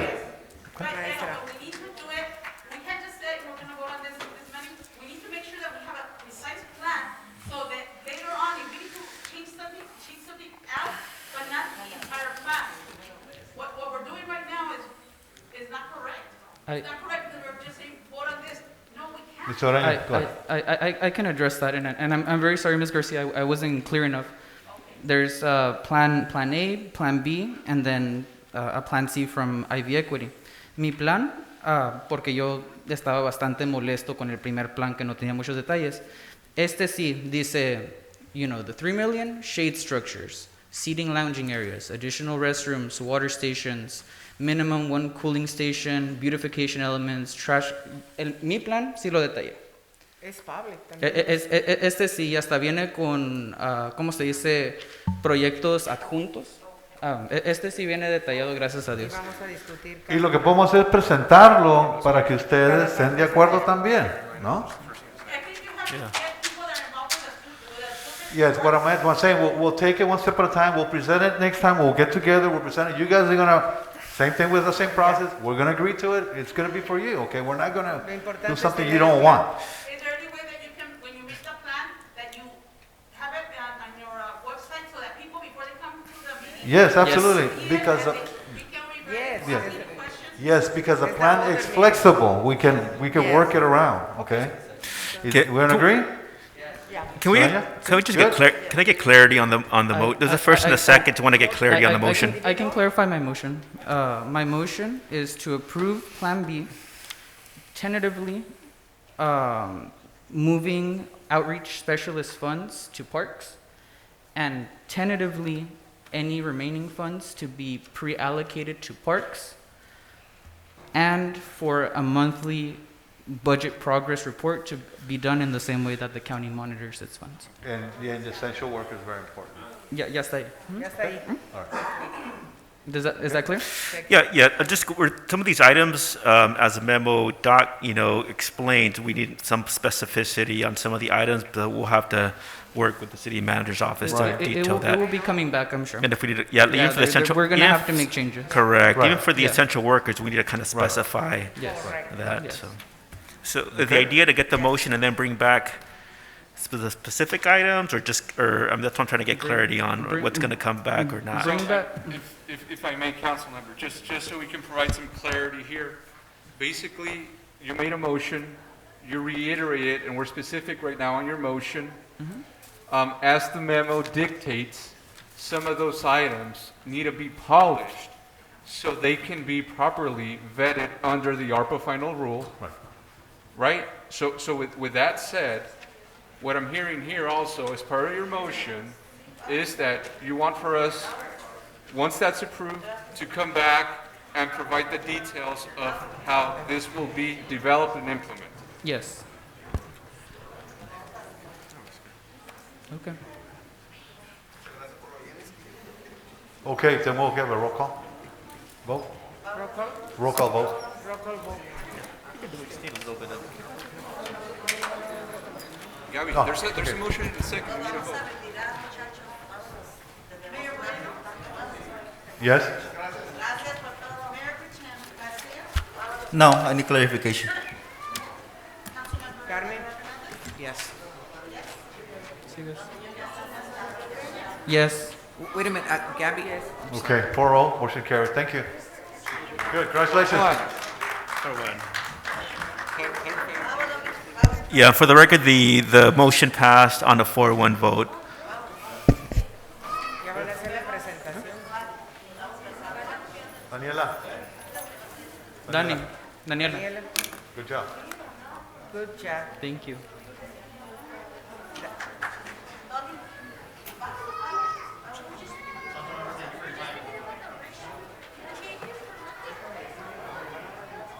A la Carmen, te van a, Están los niños cansados, ya no podemos estar aquí ya. te van a dar tu reconocimiento. Sigues. Pues que lo reciban los muchachos, ellos.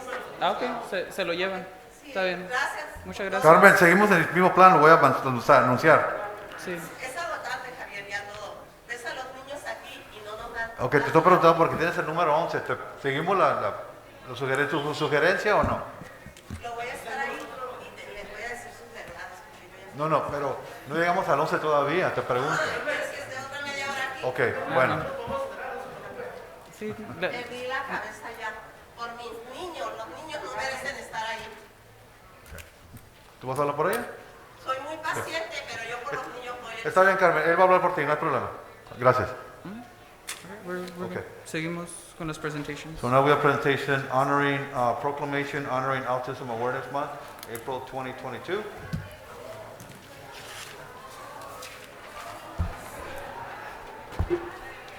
Whereas autism is a result of neurological disorder that affects the normal functioning of the human brain and can affect anyone regardless of race, ethnicity, gender, or socioeconomic background, and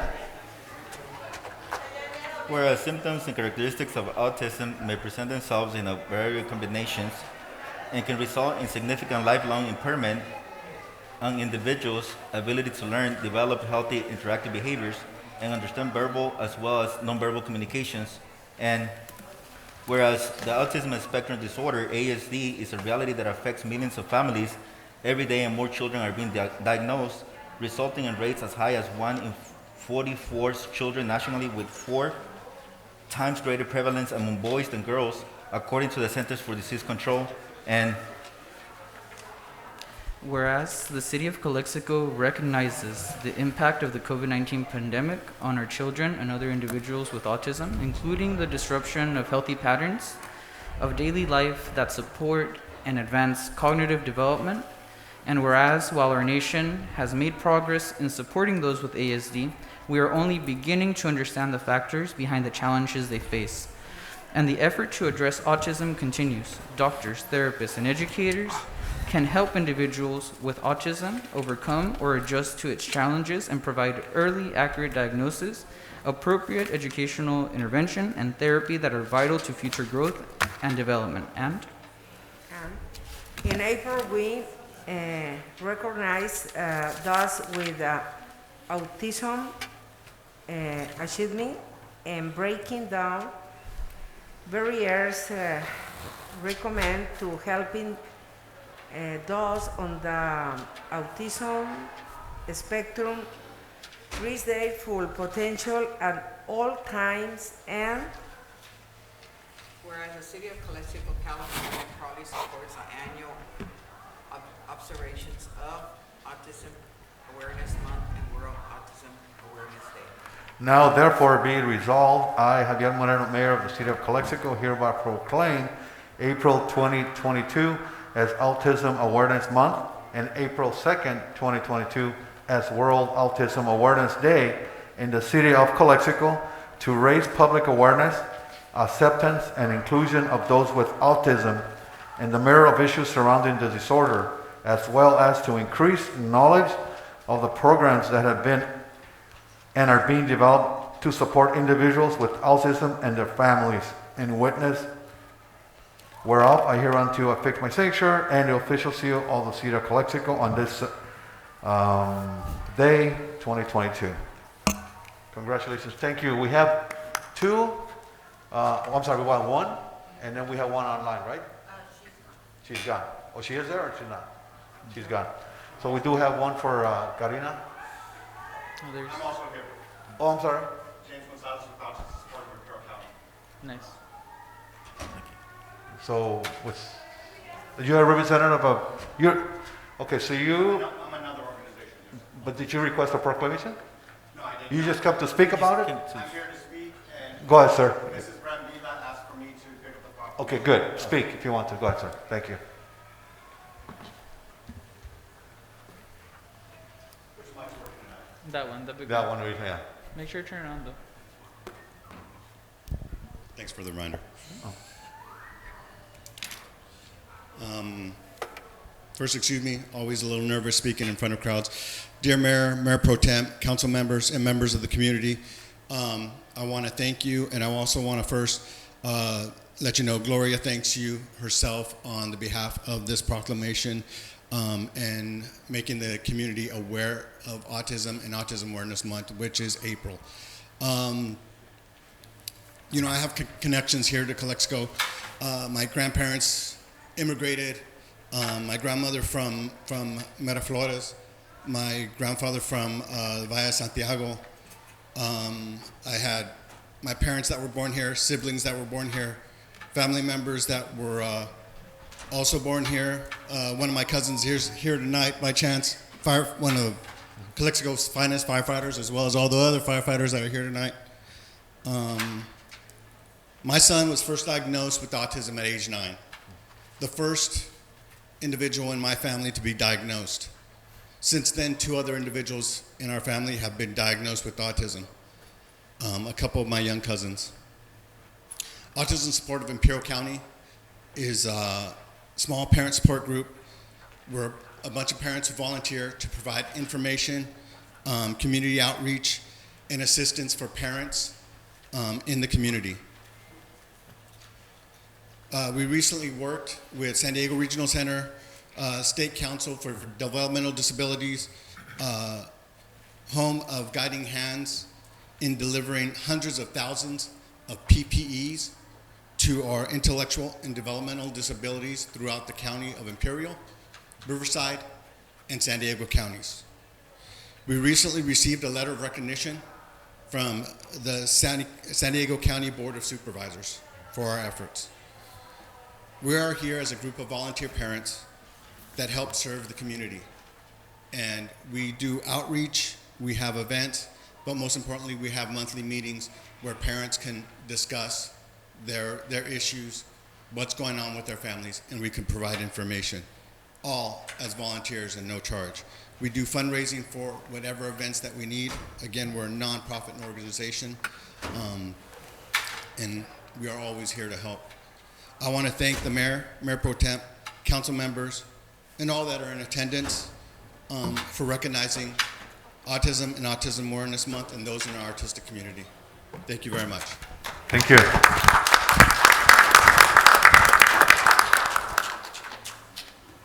What is your name, sir? James Gonzalez. James Gonzalez, thank you. Karina, you want to speak? ¿Quieres hablar, Karina? Thank you.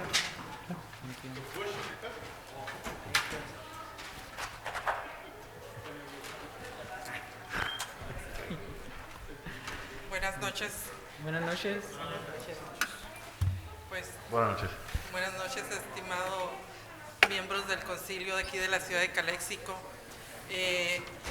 Nuevamente, como Ya creo que somos cuarto año consecutivo que estamos, o quinto, llevando a cabo la iniciativa de la proclamación por el tema del autismo aquí para la ciudad de Calexico. Somos el estado de California, el estado que más índice a nivel nacional en Estados Unidos con casos de autismo. Las cifras son alarmantes este año. No venía preparada con un discurso, ¿verdad?, para hablarles un poquito de esto, pero yo creo que Calexico y el Valle Imperial este 2 de abril le queda mucho que deber a las familias con autismo, que tienen niños con autismo. Aquí tenemos más de 1,500 familias nada más en Calexico y el Valle Imperial. La población ya creció, ya no tenemos niños chiquitos. Los padres que estamos al frente de los organismos civiles estamos por la necesidad que hay frente a este tema y seguimos pujando contra la corriente porque nos falta unidad. Nos falta unidad tanto de las autoridades como de las familias. Necesitamos más inclusión y no nada más inclusión para nuestros niños, sino inclusión para las familias. Necesitamos más atención.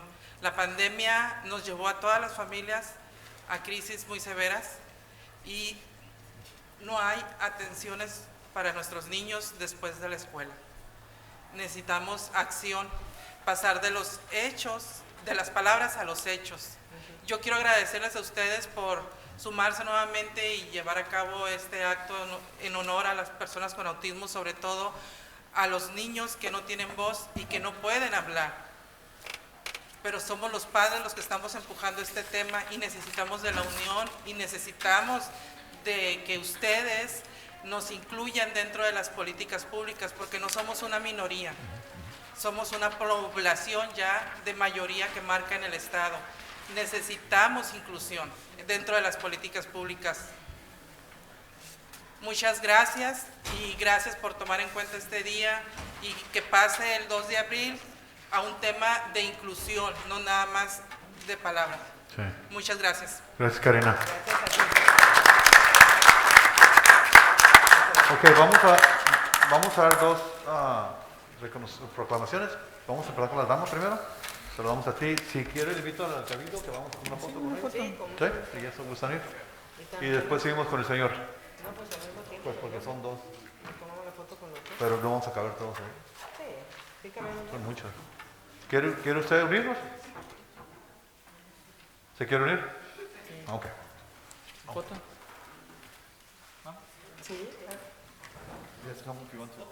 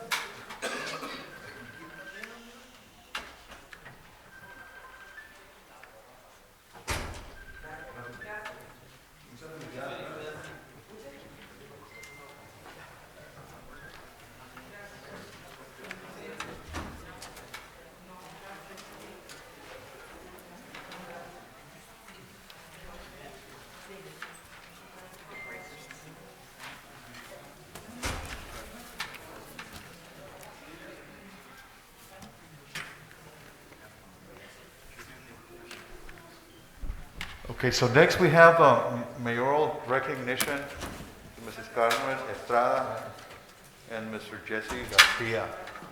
Carmen, venga. Muchas felicidades, Carmen, venga.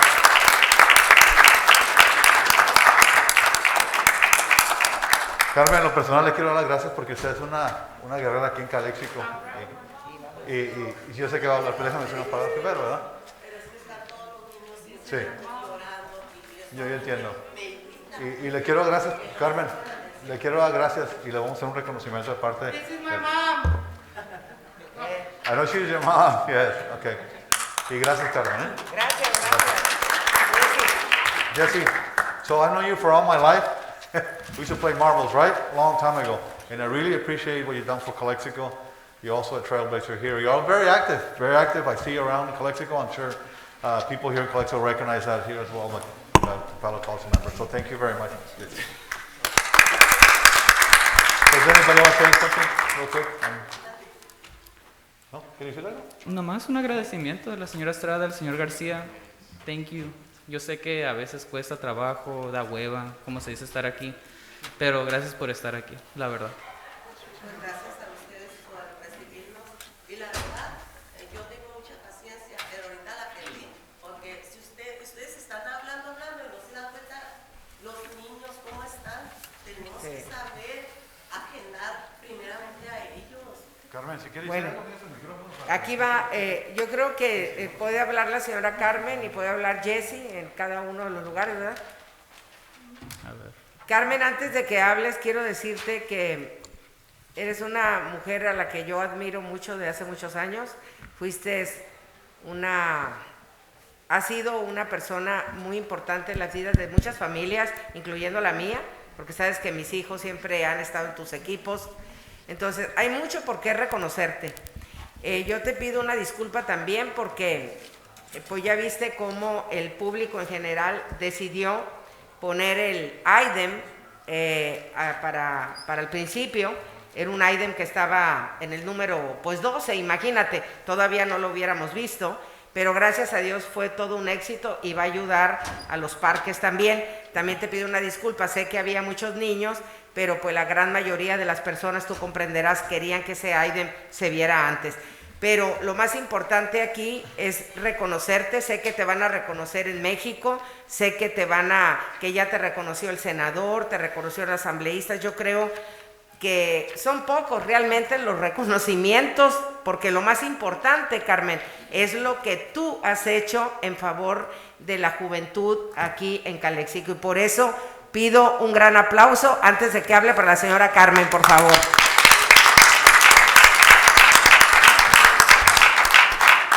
Garcia, ¿qué vas a hacer? Pues primeramente, quiero disculparme por la acción que tuve ahorita, pero los niños estaban desesperados y yo para los niños doy el 100, doy todo por ellos. Estaban llorando, yo traigo una alergia muy fuerte por el aire, por la tierra, es algo muy fuerte para mí. Me agarró una desesperación, una inquietud, pero es por la alergia que no soporto ya respirar los niños. Y algo que vi en el contrato que nos hicieron para que nosotros tomáramos parte del campo Adrián Córdoba, algo que me inquietó de que no se hicieron las cosas bien y se va a poner tablet. ¿Por qué? Porque necesitamos poner bien claro lo que realmente la organización quiere.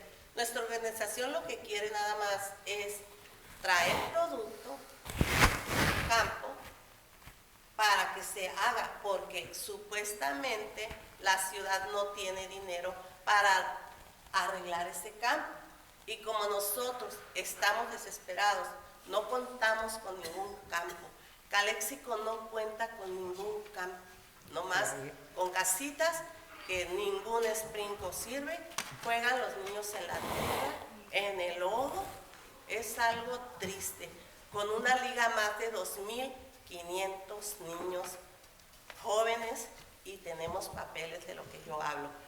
Las personas que estaban aquí, todas son de Soque y fue una mínima parte la que estamos, porque es la única liga que hay en Calexico, es la única liga. Y todo el valle se unió a nuestro programa. Entonces, si nosotros somos los fuertes en Calexico, tenemos que ponerles parques a nuestros niños, a nuestra comunidad. Es desesperante. Los invito a que vayan a los campos, vayan en las tardes. ¿Cómo está?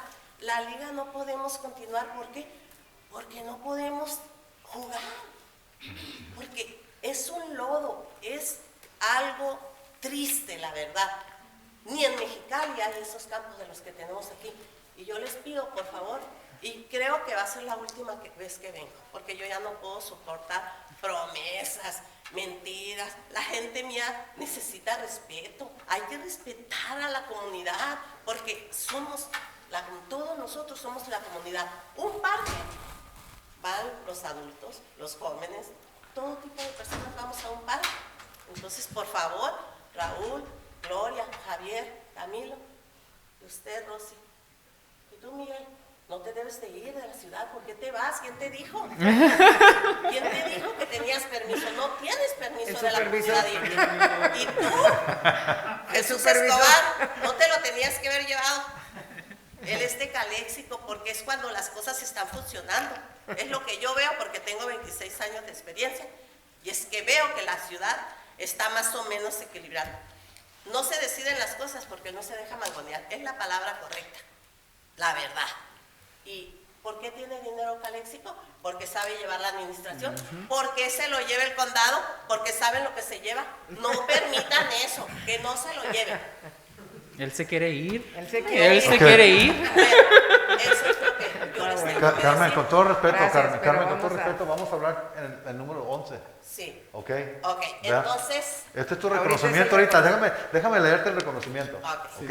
Porque aquí está tu familia también, quieren que lo escuchen. Gracias. Pues nomás quedó una. Okay.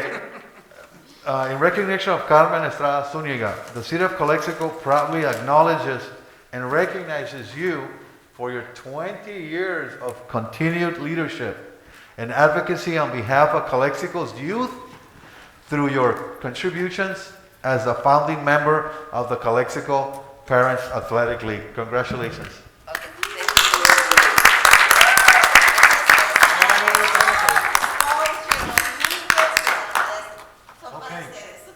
A ver allá la foto con el mayor.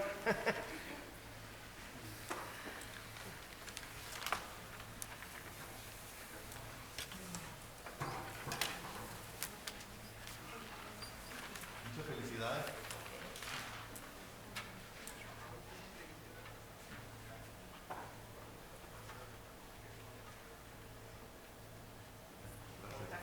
Gracias. Y no te vayas, ¿eh?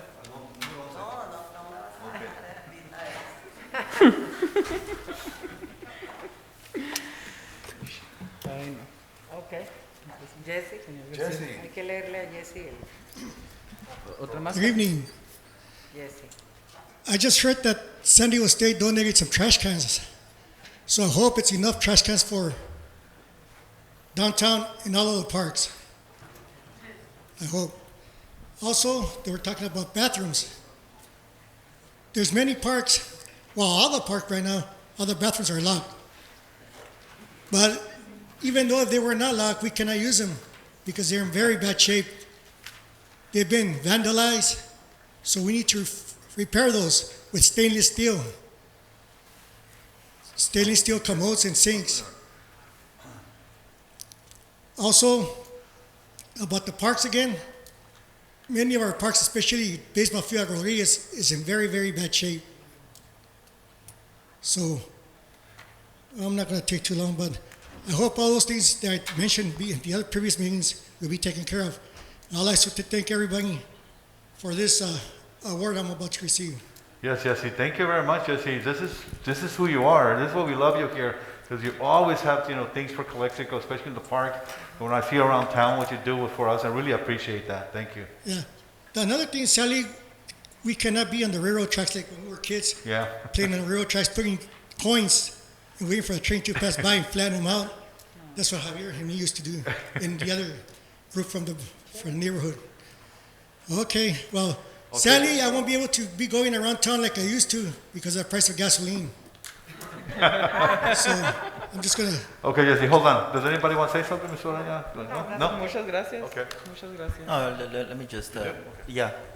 Thank you, Jesse. I remember getting that phone call from you, when you wanted to be, continue to be a commissioner, right? And I knew about your advocacy for the city and for everything that you love, which is your city and your people.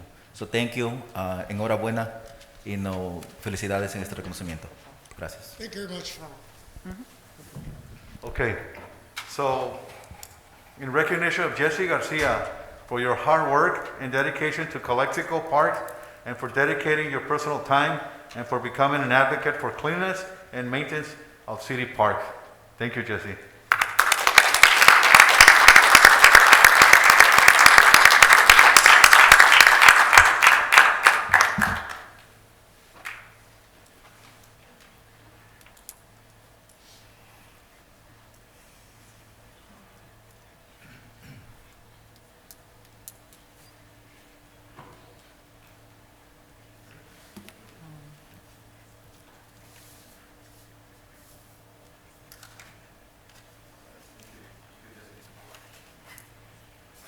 Thank you, Jesse. Gracias.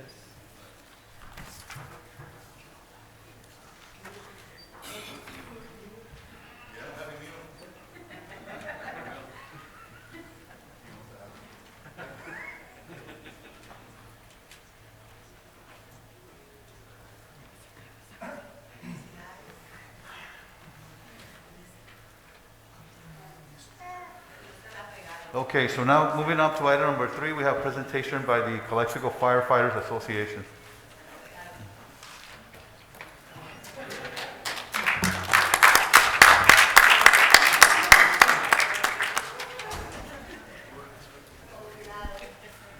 Que se la lleve a su mamá. Yeah, sure, whatever, yeah, absolutely. Or, We can use both. yeah, use the handheld mic.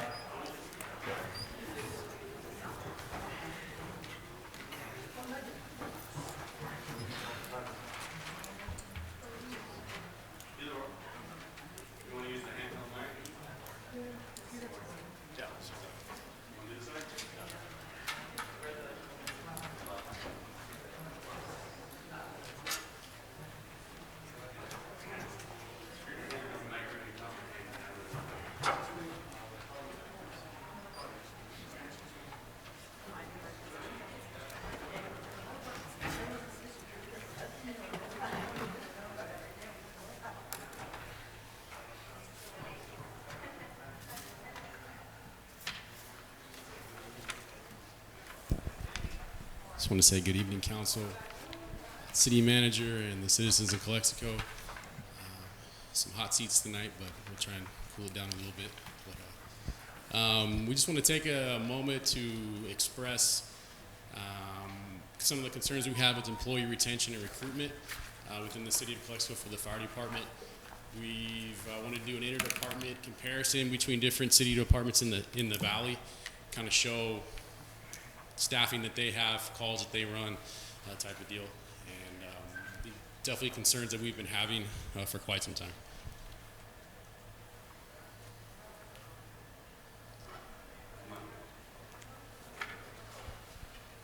Just, again, we're going to go over personnel, call volume, staffing deployment models, and again, call volume comparisons, salaries and wages, comparisons throughout Valley's fire departments, and then cost of living and inflation.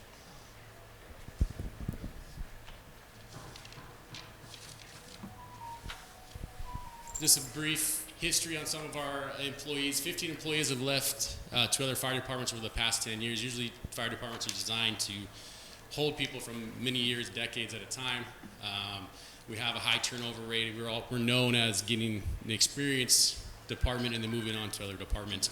We're trying to change that. It's been happening a lot lately. Last 10 years, 5 employees have retired. 3 have unfortunately passed away within 3 years of out of retirement. In 1998, we had over 200 applicants for 2 spots. We were a very desirable place to work. A lot of people wanted to come and work here. Our current status right now is we had 1 left to El Centro Fire Department, 1 has left to CAL FIRE, 3 more firefighters on the verge of leaving to other departments and AMR. Those 5 combined have 65 years of service. In the next 2 to 3 years, we have 5 total captains and engineers who are retiring, 130 years of service. We're having trouble hiring paramedics. We need to stay at an ALS level with our ambulances. We need to keep attracting them. Our last 2 hirings, we were unable to get any paramedics into the city, and we're having trouble hiring qualified applicants as well.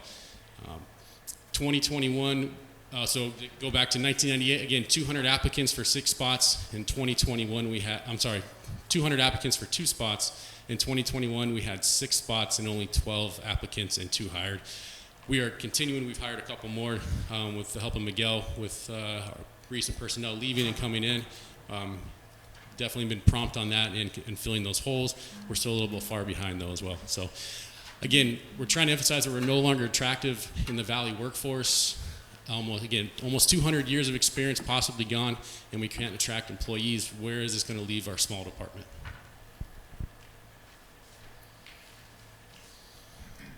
So we went back to about 15 years since the Ewing study. I don't know if many people are familiar with it. It was a wage analysis in 2006 for the entire city, where it went over workforce, job or workload, job description, cost of living in the area, and then comparable salaries in the area as well. Since then, 15 years, we have dropped 20% in our personnel, while we have increased 30% in our call volume. This is going to increase your workload per person and increase injuries, increase burnout, and force people to leave as well. So again, 20% decrease in personnel while having 30% more calls. Actually, if you look at our lowest point in 2009, we had 3706. We believe that we had a population dip in that time. I think it was due to the housing crisis. Since 2009 till today, that's actually a 40% increase, or 2009, right, it's 2010 up there, it's actually 2009. But that's actually a 40% increase with a decrease in personnel since that study was made, so. I'm sorry, go back one more time, sorry. And then just one more note on this. Call volume is projected to increase. We've had in the last couple sessions here, we've had project developments that have been proposed here that are only going to increase that number greatly. As population goes up and we attract people into the city, it's only going to increase that number as well. So how are we going to cover those new projects? How are we going to cover that new population? Thanks. Just real quick, so current department staffing, so we took a look at the different departments in the valley. We'll first go over ours real quick and then compare them to each. Calexico Fire Department, we have 1 fire chief, 1 fire inspector, 24 fire department personnel. That's been bouncing back and forth as people leave, and we are quickly hiring people, the ones that we can, or the ones that are already on our list. We haven't done another hiring. There's been a list back in, I think, August. 20 fire department personnel. We're a transporting agency. That's a big, I guess, kicker. That's a big difference compared to the other departments. That's a large work demand on us as well. The other departments, they do fire suppression, initial medical aid, and then they have a private ambulance company that come in and take them to the hospital. We do both of that. We do all three. We have our ambulances, we take them to the hospital. That's an extra leg that we do within our department with our personnel. We keep the ambulances for multiple reasons. A couple of them are it keeps the cost down for the city, for the citizens of Calexico. By law, public ambulances can only charge so much. Private can charge pretty much whatever they want.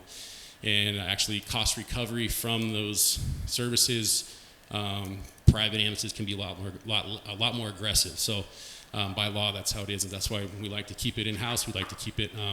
We believe it's better for the citizens of Calexico. It also brings in a significant amount of revenue as well, where we'd be foregoing that to a private company. That's a good thing as well. So call volume last year in 2021 was 5,100 calls, again with 24 personnel. 8 daily covering the city, that's according to our MRU. We do have a 9th and a possible 10th that's covered by the state under the COVID relief. As soon as that is over, the state will stop paying that. So currently technically 8, technically 9, but only out of our pocket 8 as of now. Population 39,331, depends on where you look. It kind of varies back and forth. Every city has its own characteristics, which make decisions based on that within the city. Our border traffic is 40% of our call volume. Unfortunately, the taxpayers of Calexico do take on the burden of a lot of those call volumes, because the majority of the 1.1 million people that cross the border every year, whether by pedestrian or vehicle, do not reside in Calexico. So our services that are funded by the taxpayers here go to that. We've talked with Miguel. We've been working on federal funding for that federal load on the city that crosses over there.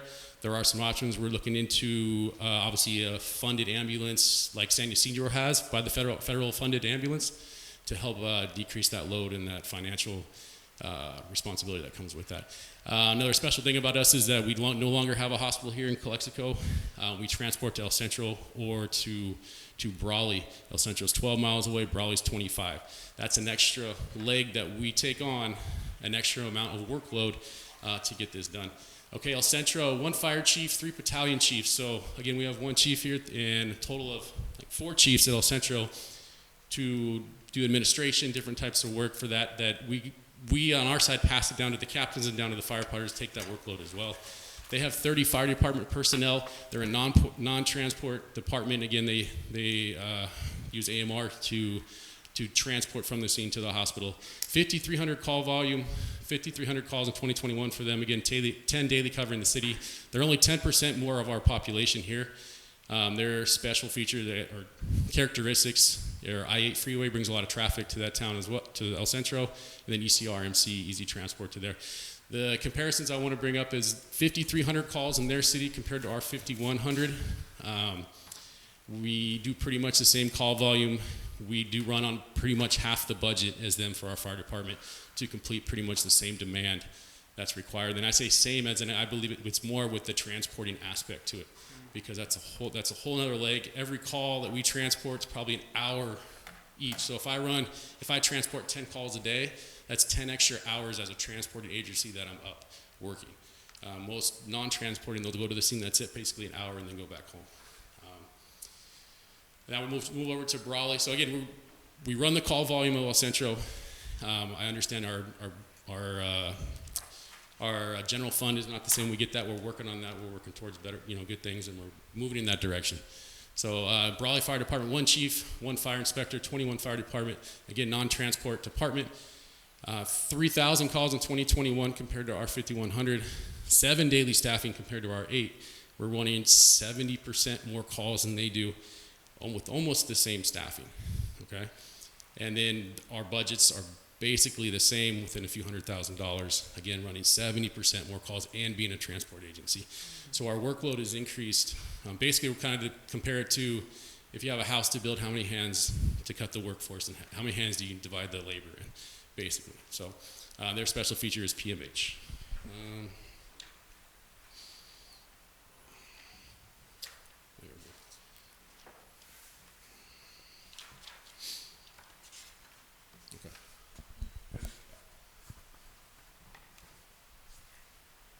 Again, just so we can kind of draw it up to illustrate what it means to be a Calexico Fire Department and why we're not being attractive, as in people look and know the differences and say, no, you're going to get ran there, you're going to work a lot. And unfortunately, right now, the pay is not that great, and we're, again, working on changing that.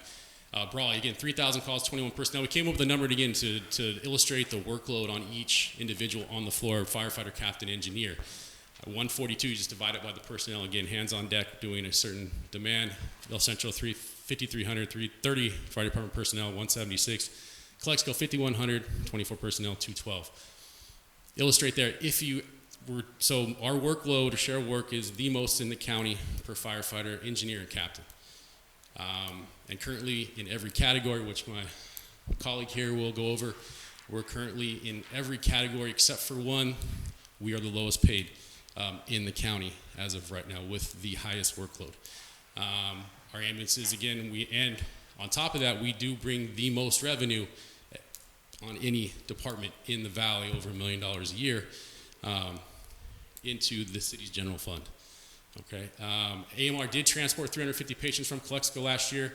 That was a lost revenue for us, which we do have, again, helping with the city manager. We do have ambulances ordered. Every time we don't have 2 in the city, it's a lost revenue for us. If we had 3, yeah, that's down the line, but every time we don't have 2 up and running, it's a lost revenue for us.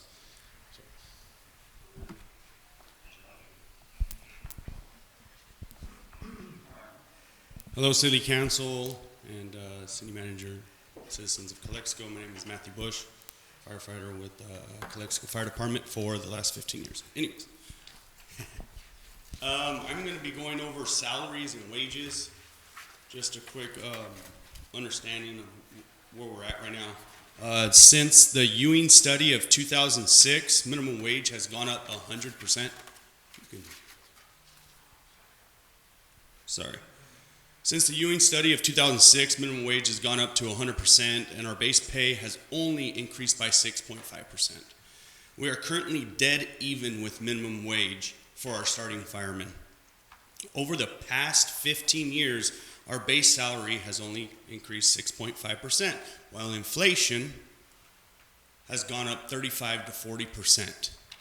Let me break down the 6.5% here.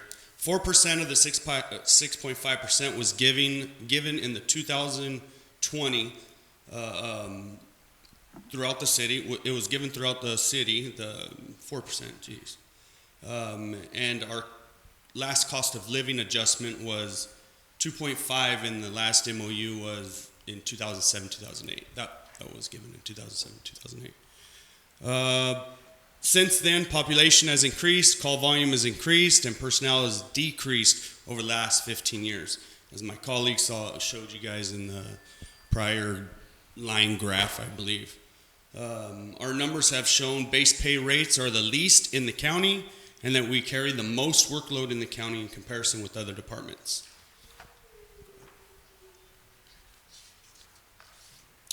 Right here is just a little line graph that we have put together over our minimum wage to our starting hourly wage. As you guys can see, back in 2006, minimum wage is the orange line, guys. I mean, council. And the red line is our starting hourly wage. Back in 2006, minimum wage was $7.50. Which now it is $15. That's a 100% increase. Where back in 2006, our starting wage was $13.80. Then we had that little 2.5 bump in 2007, 2008 MOU, which brought it up to $14.16. And that lasted all the way until 2020 when everybody in the city got 4%, and that bumped us up to $14.73 hourly pay. Currently, to this date, on our base pay sheet, it still says $14.73. The two guys that we did get recently, that had been adjusted to $15 now, which is minimum wage. Go for it. Yeah. And then just with within each minimum wage increase through the past 15 years, it didn't correspond to any of our wage increases as well. If minimum wage went up, ours did not increase the entire time. So. There you go. And switch it up there. All right, then we went ahead and put together this spreadsheet. It's on competitive starting wages across the Imperial Valley.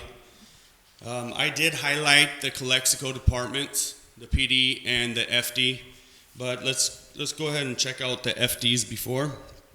If you see, you guys can see that we are by far the lowest paid department in the valley out of all the three larger cities, and with county fire in every category besides one, being our captain and Imperial County's captain, but it's not by very much. For instance, our starting firefighter compared to El Centro's starting firefighter is 27% higher in El Centro. Their engineer is 33.5% higher than our engineer. And their captain is 30.5% higher than our captains. The reason why I put PD in here is because in El Centro, we can compare them and their PD. They're pretty much dead even with their PD. So their starting fireman makes $30 more than their starting police officer. Where our starting fireman makes 20.7% less than our starting police officers. Our engineers make 54.5% less than our senior PD. And then our captains make 29.7% less than our sergeants. Whereas in El Centro, everything is pretty much dead even. Sergeants and captains, what is it, a $45 difference a month? So with these numbers here, how are we as a fire department supposed to retain and recruit employees? Especially when the other departments in the valley make more but work less.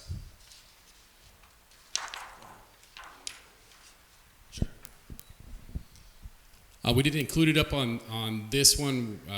We were unable to, but in your sheets we actually have. If you go to the chart, in the very back, where's it out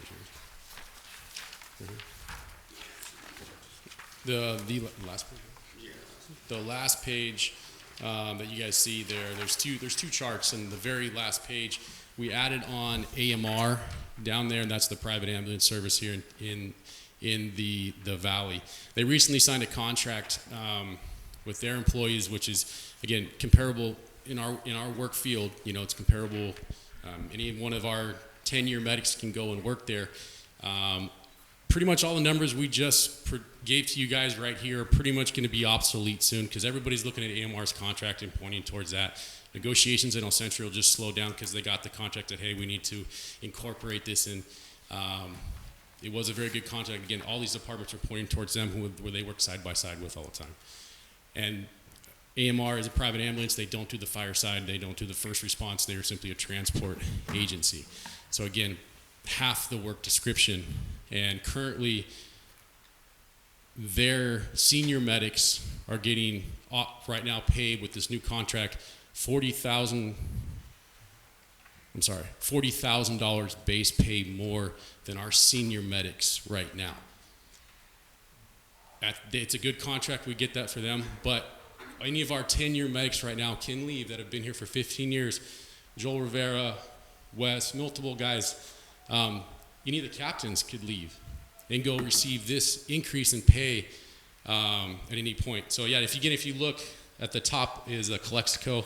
To the very right side is the very right top is 54,791. That's our base with the medic percentage bump. That's our last step for our fire department. Medics bump is 7%, so it's about around 58. If you look down towards the bottom, AMR 2022 numbers all the way on the right, 101 or 102 starting. Again, we know it's a private ambulance company. We just want to bring that to your attention and know that that's the demand for medics right now in the valley. So, thank you, Josh. All right, to the last slide here.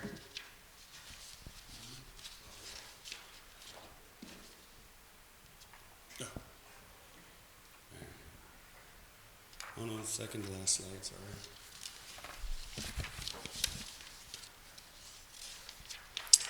This slide's going to go over the cost of living, which is our third concern. There has been a 35 to 40% inflation increase since 2006, with less than $1 base pay increase during the last 15 years of Calexico firefighters. Just in the last few months, the cost of housing, vehicles, fuel, food have increased dramatically. Our required state fire marshal courses for professional firefighter qualifications have also increased 400%. I remember paying, back when I started 15 years ago, $125 for a class. Right now they're going for $450 to $500. They're a week-long class, they're 40 hours, and they're usually out of county. So we would have to get a place to stay up there and attend. The latest data from the Bureau of Labor Statistics show that gasoline alone has gone up 38%, and energy prices are up 26% just over this last year. With this said, employees are going to look elsewhere for employers that are going to take this inflation seriously.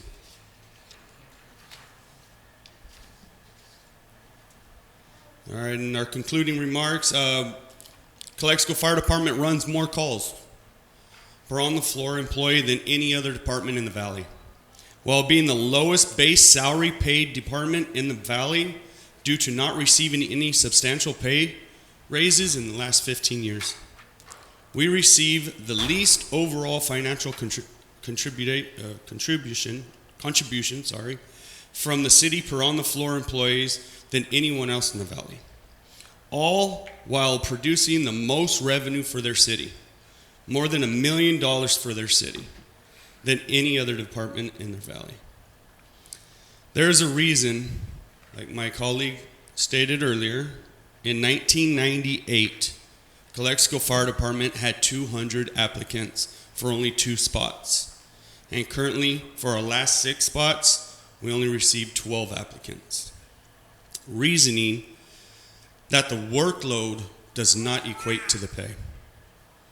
We would like to emphasize bringing the fire department wages back to a competitive level, and for your consideration and possible action of this matter will be highly appreciated.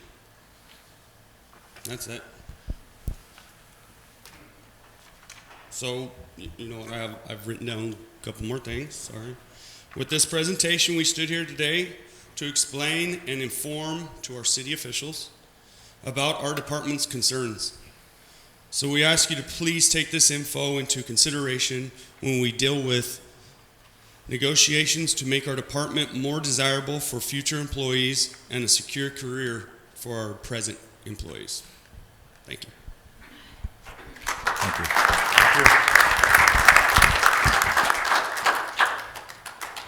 Thank you. Thank you very much for a very insightful presentation. Certainly for me, it brings more clarity, right, as far as what you guys are going through there at the fire department. And so only thing I can say is have patience. We're getting through there. I really appreciate coming here almost every city council meeting. Thank you very much. I just wanted to thank you and congratulate you for such a well-put statistical analysis. I'm sure you guys think about these numbers every day. You live these numbers. I think one of the biggest takeaways is when we talk about police and we talk about fire, we have two different problems.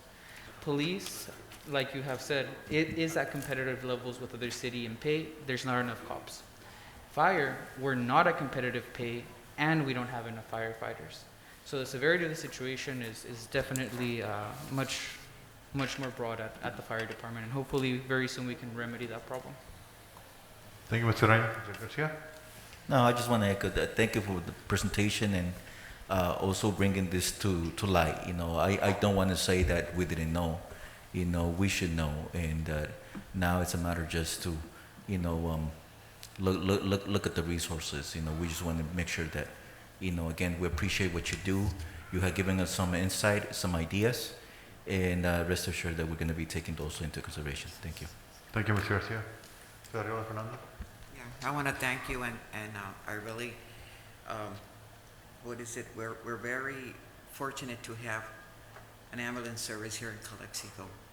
And as you know, we're here to support you in any way that we can, and thank you for all your hard work. And thank you, council.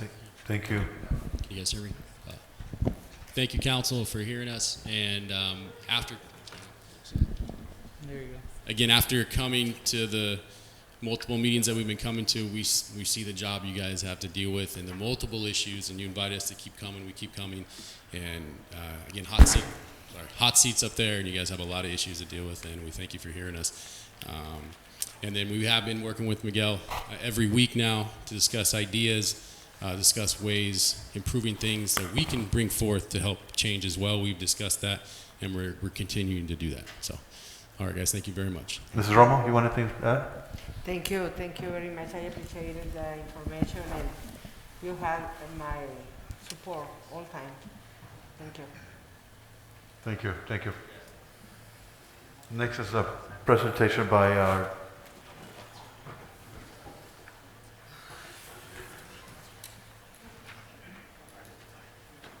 Okay. So Lisa, you ready? Yes. Thank you. Good evening, council, staff, and members of the public. This is the update for the Planning and Building Department in the month of March 2022. I am Lisa Tailinda. I am the Planning and Building Services Director for the City of Calexico. And this slide depicts the building permits issued for the month of February 2022. They go back 1 month. We have to report them. So the building permits for the month of March are not done because we're still in the month of March. So here, 38 building permits were issued for the month of February 2022, and a total fees collected were $39,328.79. Out of those 38 building permits, 8 building permits were for commercial projects. 1 of the building permits was for an industrial project, and 29 of those permits were for residential projects. Code enforcement update 2022. We've combined them, and then a breakdown. Total code enforcement cases as of 2022, so January, February, March. The January and February count was 30, and so far, the last 16 days in March, 14 code enforcement notices have been sent out. So we've had a total of 14 cases added. So for this month specifically, cases closed are 0, pending cases are 13. We've actually issued one citation for one of the 14 cases for this month. We have on this slide open grant projects. The PLHA grant was brought before the council last meeting to update the resolution because we had additional funding that had not been applied for. So that brought our total grant from $500,000 to $1.2 million. And this money can be used for local housing assistance, whether it be to maintain affordable housing projects or plan for more housing within the city of Calexico. We have the Small Business Assistance Program that opened up in receipt of applications on Monday, March 14th. But I have good news for that. We've received about 25 applications. When it was initially brought out, it was proposed as a loan program. That's what the state approved in our award. As of Monday, we have weekly meetings with HCD. They approved my request to change the loan to an actual grant. So we're going to continue to receive up to 41 of the applications. We're going to put out guidelines, and it's going to be brought back to the council as a resolution so that we don't have to collect the money from already impacted businesses so long as they meet the criteria in regards to receive the grant. So the eligibility requirements where the money can be spent, so that's going to change from the loan to an actual grant. Based on the applications and the new program, because it got approved from the loan to change it to a grant, we have to adjust the guidelines, and there might be the ability to give out more funding so long as that they don't have a duplication of benefits where they haven't received assistance from other agencies related to COVID. And we currently still have the CV23 grant awards and implementation for Fire Station 2 improvement, the improvement project, and the First Street restroom rehab project. We've been working with the fire department personnel, creating a plan and cost estimates, and working with HCD to see if the current funding could be changed or added to. So that's what staff is doing, and that should be brought before the council within, I'd say, the next 2-3 months. We have a TAG project, the alley rehab project, which is $3 million to fix and improve existing alleyways. That was brought back to the council tonight. It's in one of the agenda items. They had changes requested on behalf of the county. So if approved tonight, it is tentatively going to go before the board, the Board of Supervisors at Imperial County, sometime in the month of April 2022. Work in progress. We still have our fees for finance, fire engineering departments, code enforcement updates, grants for LEAP and SB2 are still being implemented, and we are collecting reimbursements from the state. For expenditures, the paint permits, business development guide, downtown recovery plan, development impact fee workshops to take place April 2022. And currently we've added to our workload, the Planning and Building Department will be submitting a grant application for the Building Forward Library Infrastructure Program. We are seeking $10 million for life, safety, and critical maintenance needs at the Camarena Memorial Library. The application period closes on March 21st at noon, and awards will be announced during spring 2022. So this is a competitive grant, and per the guidelines for this grant, it was calling for a match requirement. But there was a loophole. It states that if there's certain jurisdictions that meet the criteria as an underserved or rural, they don't have to match. So we're going after the full $10 million, and we meet the criteria, and we will not have to provide a match if we're awarded. So this grant we're applying for, the money is going to be used to update all the critical infrastructure within the library. And we did, the grant is very interactive, so we apply online, and it asks for videos and photos. Well, we made a whole video, and we're finalizing it to submit tentatively this Friday, because the grant closes on Monday. So we're very excited. Hopefully we are successful in acquiring the $10 million to update our library. It's very much needed. Amazing. And for our Just community. speechless. Yeah. If I may add, please, on this item, and the members that are still with us in the community and the council here, this is a huge undertaking. And if we are successful, given it's a competitive grant, but if we're successful, it's really going to change what we have to offer at the library from multiple angles. Yeah. And I believe it has, just the effort of being able to put this together and submitting it should and will be recognized. So, because it's extremely important and it's overdue for our community. Incredible.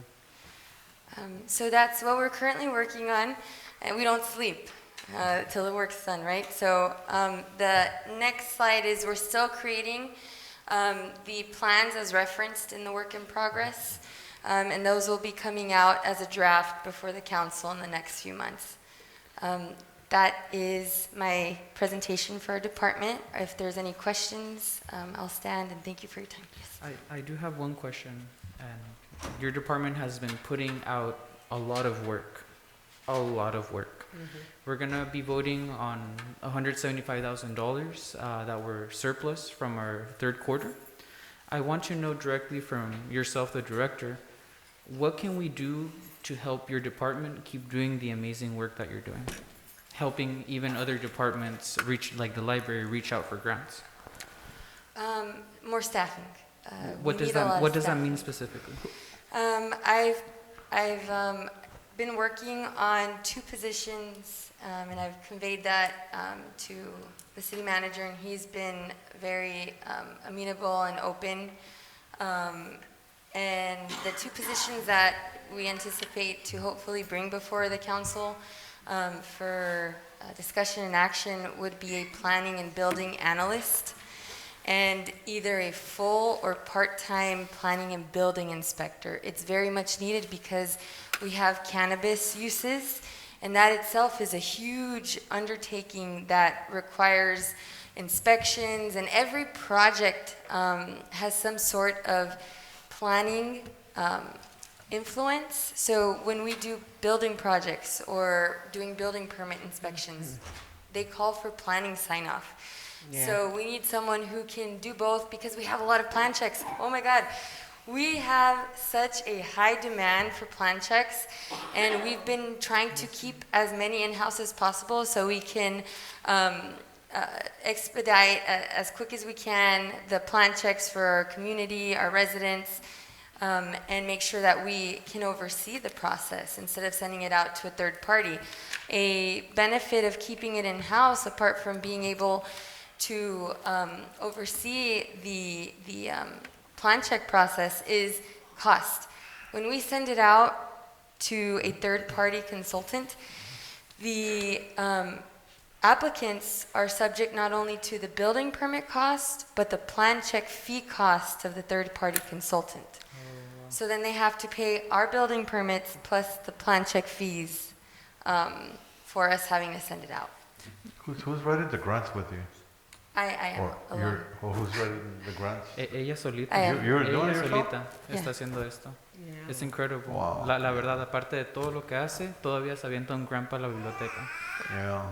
Miguel, una preguntita. Esos posiciones que dice Lisa, are those already in the budget or are we going to have to do an amendment? No, there's a process first. Those positions, there are job descriptions that first need to be considered by the city council. Once those job descriptions have been approved, then the next thing is for the city administration to determine how it is and when those positions could be funded. And it's a process that will obviously engage the city council as well, so we can all know how it is that we're going to get there. The same as it would be for any other department. Okay. Just have a quick question, Lisa. Well, first of all, thank you for the numbers and thank you for the reports on everything that is going on. Question on the small business grant now, are there any specific changes also on requirements, qualifications? Is it still the same process where we have the application into the same length and requirements? Has anything changed? And then also what I would like to see is that we go back and re-advertise. Now instead of a loan, it will be a grant. Because I think that's what a lot of businesses out there, kind of like they took a step back and said, well, you know what? If I have to go through this process for a loan, I mean, that's not what I was looking for. So again, if we can just re-advertise it with that, and if any changes, they might still have the packet. So if they can work on it, or if it needs to be updated, just let them know what needs to be done. So I think that's a great idea to take advantage of what we have. I know you have a lot of work, but I think, businesses will definitely, appreciate it. And then also it will be an investment for our city, for our economy. So just to make sure that we do that. Thank you. Definitely. Do you want me to kind of touch upon what will change? Briefly, and I think someone is raising I'm her sorry, I hand. have a question for you.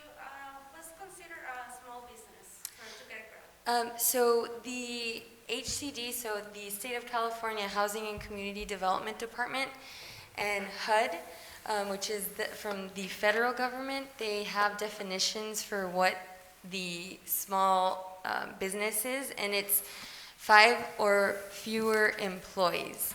And that can be a combination of part-time employees and full-time employees. So if you have 4 part-time employees and you add that up, that creates 2 full-time, right? So 1, and up to 5. So that would qualify as a small business. So 5 or less. You're welcome. And so with that said, that was something that while going through this process and rolling out the program, we rolled it out as it was approved in the initial award. And a big concern of the community, the business community, was how am I going to pay it back if I'm not even sure about my business's future? We heard them, but we had to keep the process open, finish it, get the approval from the state, and now we have to release new guidelines, bring it back in a resolution, and it'll go much quicker because we don't have to do such an extensive application process because we won't have to follow it that long. The money won't have to be paid back, and I think that's going to really help the business community. And with that said, when we're looking at what applications have been submitted, those will be taken into account because initially it was going to be 41. We haven't even gotten 41. I thought we have a log of over 100 people who came in person to get applications, and we haven't even gotten to half of that. So with the guidelines changing, we're going to put a whole new program together. Before that gets out to the public, it'll be brought back to the council at the next meeting because we need to approve it in a reso. It goes to the state. they say, okay, I put it out, and it's a game changer. And it's much simpler. The state actually already gave me their version for the grants, so it'll just be a duplication of benefits with some other items, and they'll still have to follow the criteria of what are the eligible activities to use the money for. But it's going to be a breath of fresh air for everyone involved. Even myself, I won't have to follow it so too much. But yeah. Thank you. Thank you. I just wanted to share a comment really quick. I'm the director for the Small Business Development Center, and we've been working a lot with the business community in Calexico. My heart and soul belongs to Calexico, so I'm a huge advocate for businesses here. And I will tell you that the things that I have heard of, how true they are or not, I don't know, but I have heard businesses saying that only X amount of applications were released, that the information is not being put out on the site, and they need a lot of help. So I know we have offered our services multiple times to the city of Calexico for assistance. So again, I'm just here, and that's part of one of the reasons why I'm here, to provide our help and our services to all of you. We want to help. If you want to achieve that, please let us know. We sit down and we go through the whole application with our clients. We put together, most of them don't know what a profit and loss statement is. We actually sit and build a profit and loss with them so that they can submit complete packages. So I ask that you guys please take that into consideration, because I find myself asking and asking over and over again. Thank you very much. So just to clarify what you touched on, the application is available on our website. It's been circulated via our social media. There has not been a closing on whether or not people can obtain it. So, you know, sorry. Okay. So sometimes, you know, there is disconnects with information, but they're still able to come in and pick them up now. But we're going to be releasing a closing date to this one because we're going to be changing the guidelines. And in order to partner with any type of nonprofit, we have to go through an RFP process because the money is tied to the state and the federal government. So thank you so much. We really appreciate it. We are going to change the guidelines. So based on that, and when we roll it out, we'll be able to see how we can partner with the community. Just to clarify, what you're saying is if SBDC wants to help us, we need an RFP process. Yes. Right. And I think we should agendize that. They have been offering their help for free. See? Our services are free of charge. We are a nonprofit. We are actually funded by the SBA, the Small Business Administration, and our contract has recently been put out for bid, and it was taken on by the county. So we will technically now be considered a government entity, which I would assume makes it easier. I will tell you, we've been working with multiple cities. We work practically with every city without an RFP. Again, I don't know what your policy procedure here is with the city, which is fine. But we typically work with MOUs. Again, like I said, our services are free of charge. We actually have grant programs right now that we're going through too, and we advertise in all cities. Like I said, we're just here to extend a helping hand.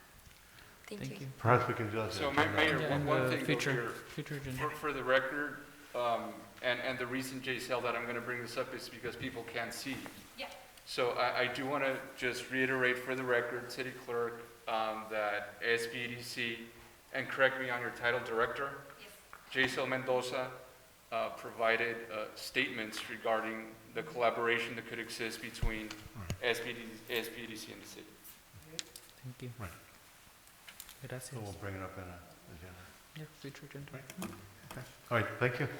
Gracias, Lisa. Next up is, before we go into the 9:30, let's do a quick bi-weekly COVID-19 update by Chief Avila, and then we'll reach the 9:30 mark. Good evening, City Council, Good evening, Chief. and to the public that remained. Thank you guys for showing up. It was a very long but productive meeting, and I'm happy for that. So I'll keep my comments really short here. The update for COVID, I'm very pleased to announce that this is the first time since the pandemic started that we are in the double digits. We've only had 30 people that are actively with COVID right now. So that brings our total amount of citizens to 13,619. Currently, as we said, we have 30 people. Recovered is 13,313, and that number keeps going up, and that's my favorite number right there. And so that puts us around 93.6% of the communities in the Imperial Valley have already been vaccinated. We continue to push for the vaccinations. We have the clinics available within our city limits. Testing is also available. One of the other big things that happens is the mask mandate for the schools has changed. Most of the schools have chosen to leave that up to the student, whether to wear one or not wear one. Seems like here in Calexico we have like a 50-50. Some of the students still prefer to wear one, which is fine, and then we have the other group who do not want to wear them anymore. As long as they're vaccinated, we should be good. That's a short, brief one, because I know we're short on time here. Any questions real quick? No, good job. All right, Excellent. thank you. So we're reaching that 9:30 mark. We're going to have a motion to continue up to 9:30. I'd like to take a motion for that. Motion by Ms. Romo. Anybody second that? No, second. By Mr. Ureña. All in favor? Aye. Aye. Motion carried 5-0. Thank you. Moving on.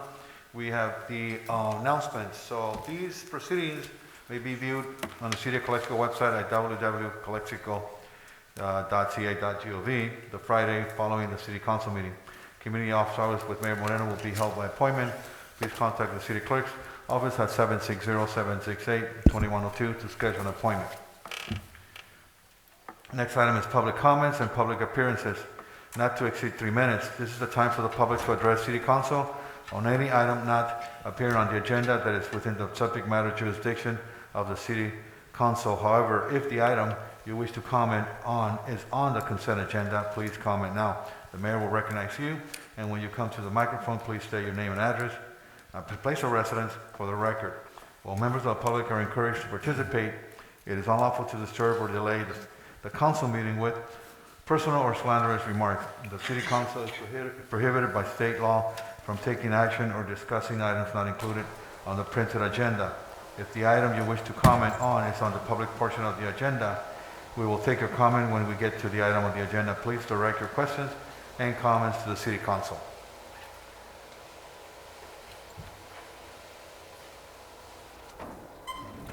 And we have a total of 6 public comments. Do we have any online?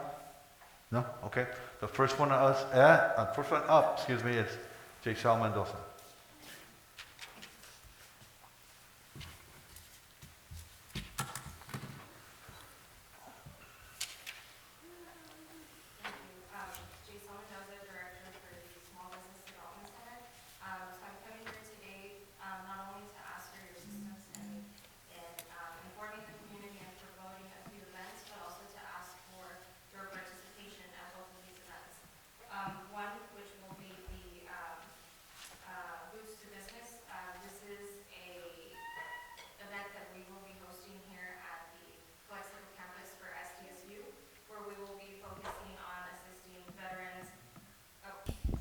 Thank you. Veterans and their spouses to either start their businesses or assist them as they grow and assist them with contracting and providing all kinds of resources for them. This event will happen on Tuesday, April 5th from 8:30 to 4. We do have a flyer up on our social media, and I will be sharing that with council and the city manager to see, like I said, if you guys can help us promote the event, and hopefully you guys can assist there to provide information for any veterans that may be interested in opening a business in Calexico, to provide business licenses, fees, all that information, and hopefully your support. The other event that I'm here to speak about is our Small Business Day with an emphasis on trade and lending fair. We will be hosting that in the city of El Centro at the Martin Luther King Jr. Sports Pavilion. This will happen April 28th. Our registration will begin at 12. The event will be from 1 to 5. We will be having different panels of speakers talking in concerns to the industry issues regarding trade, lithium, international trade. We will be having speakers coming in from Sacramento, the World Trade Center, SBA, and our sister country, Mexico. So again, I ask for your help and support, not only in advertising, but hopefully you will be willing to assist and provide representation and information to residents interested in opening a business here in Calexico. Thank you. Do you have any questions? Thank you. So just one concern, not concern, but I was kind of paying attention, but so you're no longer a nonprofit? Is that what now you're? So we are still a nonprofit. So our organization, our contract comes directly from Southwestern College, who is our lead center. The lead center has 8 centers under Southwestern College, one which is the Imperial Valley Small Business Development Center. Okay. Every 5 years, our contract is put out for a competitive bid.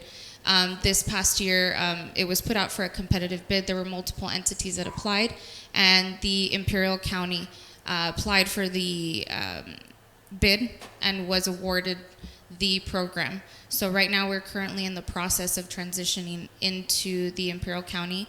From my understanding, we will be placed under the workforce development for the meantime. So right now we are housing ourselves in the workforce development using their office space, their facilities, along with other cities' facilities until we're 100% settled in. Okay, thank you. Anybody have a question? No? Thank you, Giselle. Thank you. Thank you. And the next person is Daniela Flores, but she left, like she was finished here, so, right? She left? Yes, okay. The next one is Oscar Pesqueira. He left as well. He left, thank you, Chief. Next one is Antonio Garcia. There you go, Tony. Finally.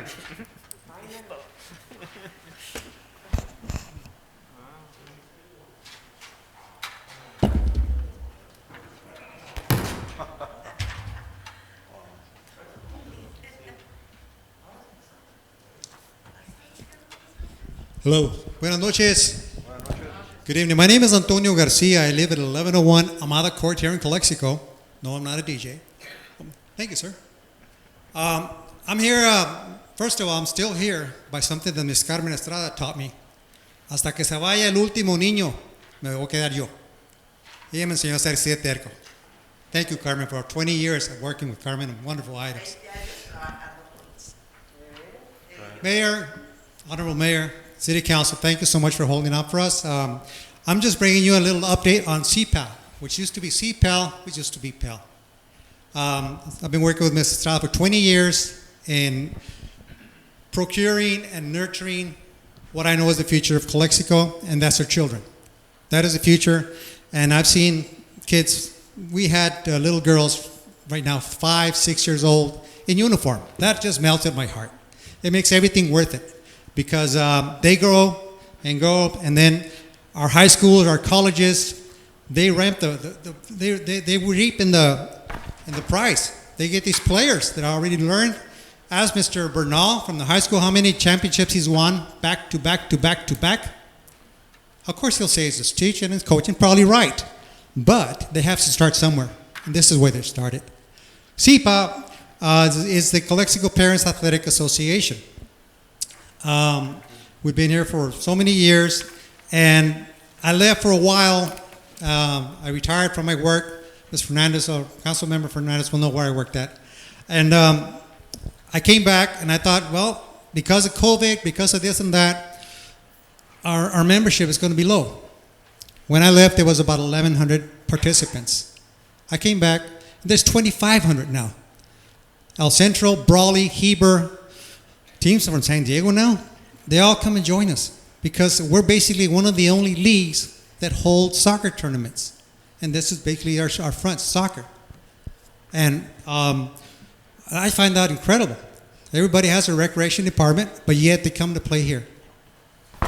We got so good this past December, November, December. We had our closing ceremony for one of our tournaments, and Carmen invited me to come over. Mr. Mayor, one of the council members was there. And also there present was a member of a Mexican Amateur Athletic League director. And we came up with a big idea. I'm going to give Calexico a chance to stand up and make a name for itself. So we're going to try and hold a bi-national tournament. We're going to invite teams from Mexico to come and play here. And when we do that, we invite teams from Mexico. We have to invite our neighbor on the next block, Mr. Consul, whoever it is, to participate. And that's going to make it even bigger. So we're letting you know we want to do this tournament. We wanted to do it in May, but our parks are not very playable in right now. We call them our parks because that's what we were left. And that's these storm basins, these retention basins, the one all along Andrade. And we would like to get them to working conditions, playing conditions. I was hearing everybody's presentation. I can feel for the firemen because I dealt with them every day at the port of entry. The autism people, my son is autistic. I went through the first responders and its professional attendees. When I got COVID back in December of 2020, these are healthcare workers. They're incredible. They saved my life. And I can see where they're coming from. Everybody here, I related to them. Anyway, these trophies is from some of the donations and some of the participants, sponsors from us. IID sponsors us. County of Imperial sponsors us. The Calexico Baja Runners, they also sponsor us. The money they forward us, we tell them we don't accept money. We'll take products. We'll take these uniforms, marking for the fields, soccer balls, anything that we can use, nets. I say we because we started this back 20 years ago, this group. And to the date, it's still nonprofit. We don't take money. We don't charge kids nothing. If we do charge them, we put it back into the play. Registration fee, we'll put it back. And if I see Carmen here still right now, it just motivates me. I want to go back and do it some more. So this is where these trophies are, just to show you that some of these were won and are still being won from our kids, our boys, our girls. We have girls too. Well, all the way from 5 all the way to 18 and beyond. So all these soccer programs, the college is also getting players. They start somewhere, and that's with us. So I want to let you know, we're still planning on that tournament. We'll let you know once we concrete the date. Could be in May or October, depending on the field conditions. We don't want to give them a shabby dirt lot to play in. It'd be embarrassing. So hopefully we can get something going.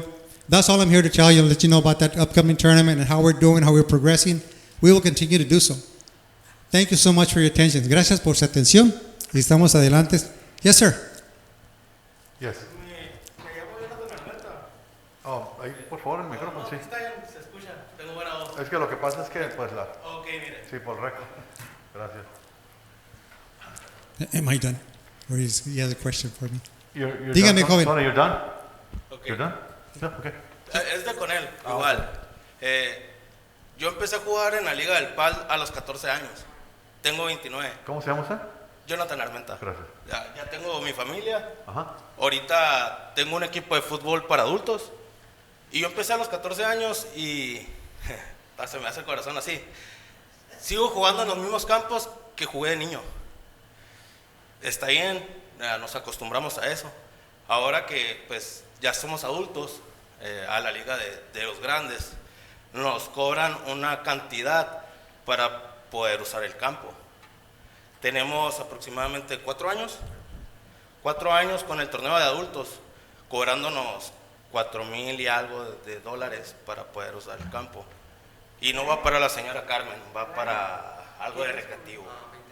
Pregunta a la señora regidora que es al año. No, es por 26 semanas. Usualmente terminamos el torneo ahora en febrero, más o menos. Por lo del COVID se alargó un poco, sí. Y ya lo vamos a volver a empezar y tenemos que volver a pagar los 4,000 y tantos. No sé la cantidad exacta. No es la cantidad exacta, pero nos piden eso para poder usar el campo porque somos adultos y tenemos que aportar. Mi punto es, vuelvo a lo mismo, empecé a los 14, tengo 29, son 15 años en el que a los campos nunca se les ha hecho nada. Y otra vez volvemos a lo mismo, niños, adultos, ahora nos cobran. Y de que nos cobran, yo en lo personal no miro que se le haga algo al campo. A veces hay unos hoyotes, a veces está mojado y aún así tenemos que jugar, porque a veces se ponen flexibles y sí nos dejan recorrer las fechas, y otras veces no, nos quitan las fechas porque ya se acabó tu tiempo que tú pagaste y ni modo. Entonces, pues es el apoyo. Quisiera pedirles a ustedes que nos apoyaran a nosotros, a la liga como adultos también, que venimos siendo desde los chicos, que yo me considero que pues 15 años en la liga. ¿Es la misma liga de usted, verdad, señora Carmen? Sí. Ok, el número 11, artículo 11, lo vamos a discutir de eso. Pensé que ya era la 11. Se va a arreglar todo esto, porque esta es tarde, pues. Pero una propuesta ya la hicimos de que no se pagara ese dinero, ¿no? Lo tiene Norma. Pero no se ha hecho, la norma Sí. todavía no De eso queremos hablar otro día, Carmen. Yo le prometí a usted con Gloria, porque usted Está me trae bien. este problema. Sí, pero ¿por qué se queda tanto tiempo? Es que sí. Vamos a arreglar eso. Hay que ponerlo en la agenda. Yep, Espérate, Mr. ahorita Mayor, seguimos con este comentario, por let's favor. finish to public comment, that way we can get to item number 11 Tenemos que as soon as enfocarnos aquí. possible. Gracias. La siguiente persona. Gracias, Tony. Thank you, Council. La Good otra night. persona es Isaías Zavala. ¿Usted? ¿Ya se fue? Ok. Gracias. Mr. Juncker? Mr. Kim? You're up.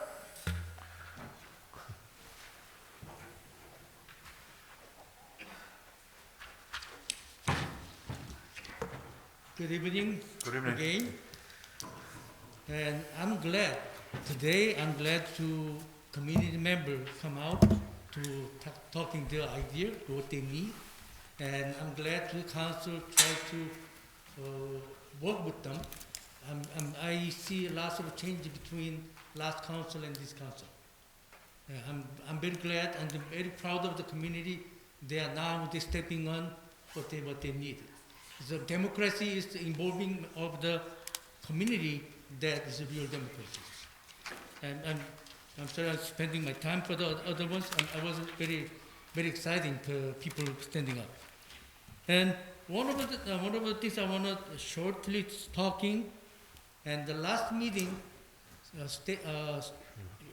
county was a community was called the Community Public Work Departments came say county didn't receive much money from the state.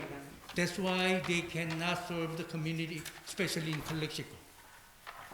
But my question is, what of the other cities? Or other cities got served with the money, whatever they had, but why not the Calexico? Why Calexico has to be left over spending or helping the other cities from the county? Something wrong here. I've been contesting several times already, and whatever they have, they should have evenly share to help each cities, but not in Calexico. They're waiting until the bridge breaks down. The bridge is supposed to check every certain years. They have to have check, a safety check. They're supposed to do it, or they didn't do it, or they just paperwork they didn't.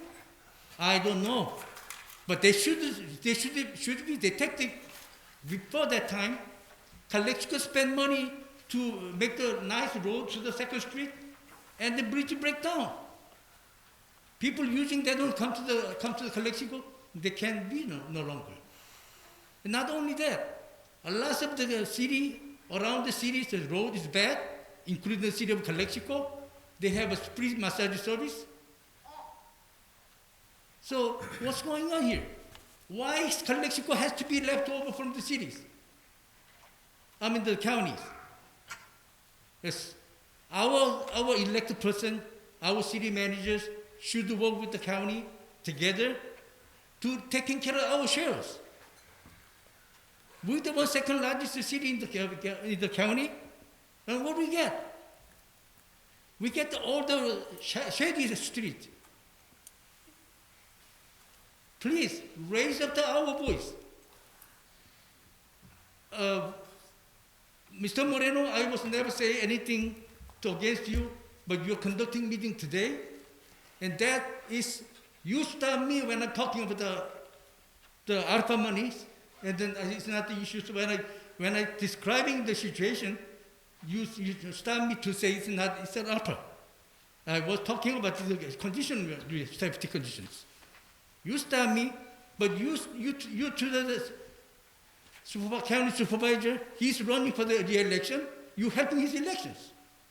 That's he might can stay about the public comment time, but it's not that high. Okay, Mr. Kim, you have 30 seconds. Okay, thank you. 30 seconds. So, please, you guys have to be in the neutral. I've been seeing your council members applauding, helping his elections. He didn't do nothing for the Calexico. What he did?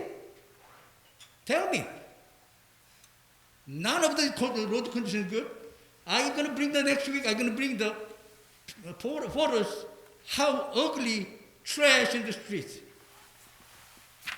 And county not doing nothing, and city not doing nothing. All right, thank you. Time's Thank up. you. Thank you.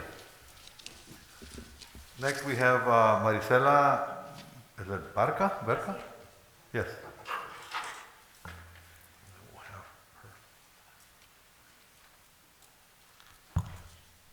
Hi, Marisela Garcia. Calexico resident. To tell you the truth, I was going to go home a while ago. But when I saw the numbers for the police officer, for the firemen, I was appalled. Because I looked at the numbers of these, especially the graph where it shows the minimum wage compared to the comparison that they showed, and it's appalling. We, the city, these people are our livelihood because they keep us alive with accidents or anything that happens.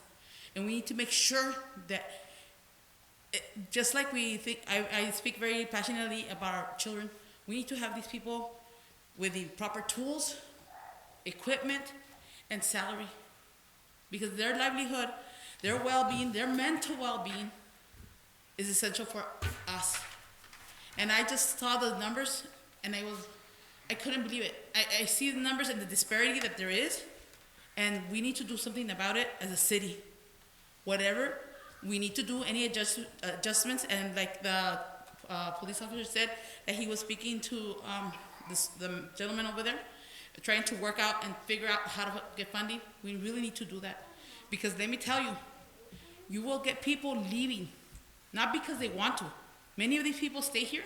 This man for 15 years has stayed here, and he can get paid better at other places. You know what? He might like Calexico. Maybe he loves working with those people. I don't know. I don't know his situation. But if they're staying here, it's for a reason. Because it's going to get to a point where living in Calexico, not only in Calexico, but living anywhere, inflation is hitting you. And we need to make sure that they can provide for their family. And when they're at work, their mind is on the citizens of Calexico. Not figuring out how am I going to pay this, how am I going to pay that. Make sure that whatever that they deserve and they merit pay, that we are able to pay them. Because what I saw is demoralizing. We are going through it as teachers, and seeing this right now, I just said, there's something that I have to say. They didn't tell me anything. I just saw it and said, no, there's no way. The disparity is unbelievable. You need to do something about it. You really do. And that's all I have to say. Thank you, Ms. Garcia. Buenas noches. Thank you. Mrs. Brambila? Thank you.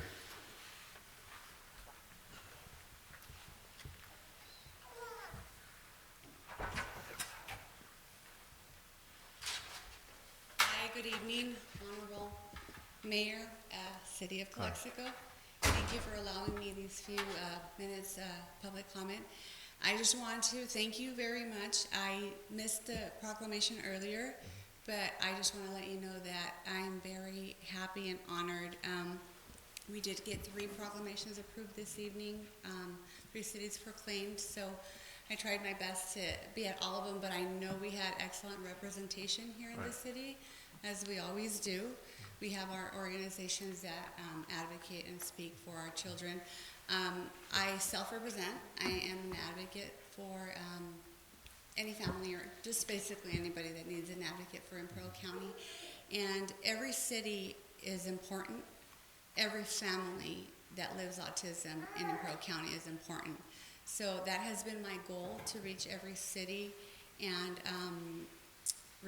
make that request for the Lighted Up Blue for the proclamation to be recognized for the month of April. Not only for awareness, for acceptance, for inclusion, for the advocacy, the education, and the love our loved ones deserve, just like everybody else. And I know that you guys have done a phenomenal job. I know Ms. Karina Valti has been, you know, here for the last several years. And my goal is for, you know, if all organizations, you know, come forward and work as one for the cause, I mean, how much greater would the support be? So with that being said, there are several other ones that are still going to be proclaimed, and I was hoping to get them all before the 2nd of April. Okay. And so far, most of them will be, and also the county will have their proclamation on the 22nd of March at 10 a.m. And any agency that supports our children, any organization is welcome to attend and support. And also the families to be honored and celebrated, as well as all of the organizations that conduct business and are there day in, day out supporting our loved ones. So I just wanted to come out here and let you know that I missed the presentation. I don't know, I haven't seen it yet, but I thank you. Thank you, each and every one of you. Thank you, Madam Clerk, for always taking my call and being so kind and helping our families out. Have a good evening. Thank you. Have a good night. Thank you. Good night. Now we got the city manager report. Out of consideration to the people that are still here and my staff, I will hold my comments for now. Okay, then we have city council comments and reports from Ms. Attendant. You want to also reserve that? I will reserve my comments. We'll skip that, okay? Then the consent agenda. All matters listed on the consent agenda calendar are to be considered routine by the city council, Calexico Community Development Agency, successor agency, or Calexico Financing Authority, and will be enacted by one motion in the form listed. Any item may be removed from the consent calendar and considered separately by the city council. Motion to approve consent agenda? Second, Ms. Ropo. All in favor, aye? Aye. Motion carried 5-0. Thank you. Moving on. Discussion and potential action items. We have, we moved one, the agency item 9A, which is a sale of surplus. Really, that's what it was? Correct. 9A is the urgency item, sale of surplus land. In August, city executed an exclusive negotiation agreement with the potential developer, property owner. We're bringing it back a First Amendment. All we're doing is extending the ENA period out another 5 months. It's set to expire March 18th. By approving the First Amendment, we would extend that through August 16th of 2022. Substantial amount of progress has been made in working with the applicant through the Planning and Building Services Department. Right now we are finalizing, with the assistance of other key departments like fire, police, and public works, and engineering, the items that we need to make sure that we accommodate the prospective buyer of the land so they can accommodate the commercial activity that they wish to bring to the city. Okay, discussion here? No So we discussion. need to vote on it, right? Need approval? Correct. Okay. Motion and second. Make a motion to approve item 9A as presented. Second? Second by Mr. Ureña. All those in favor, aye? Aye. Okay, motion carried 5-0. Thank you. 9B, authorize city manager to enter into a funding agreement with Imperial County Air Pollution Control District for funding for alleyway paving project with the recommended changes submitted by ICAPCD. This item was brought before you and it was approved in the latter part of 2021. There was a change in the leadership at the Board of Supervisors. So given that we've lapsed into 2022, there are changes that were requested by APCD at the county. That is why we're bringing this item back before you. The content, the scope does not change. There's only a few modifications that need to be done. Okay, so moved. So move second. Second. By Ms. Ureña. All those in favor, aye? Aye. Motion carried 5-0. Thank you.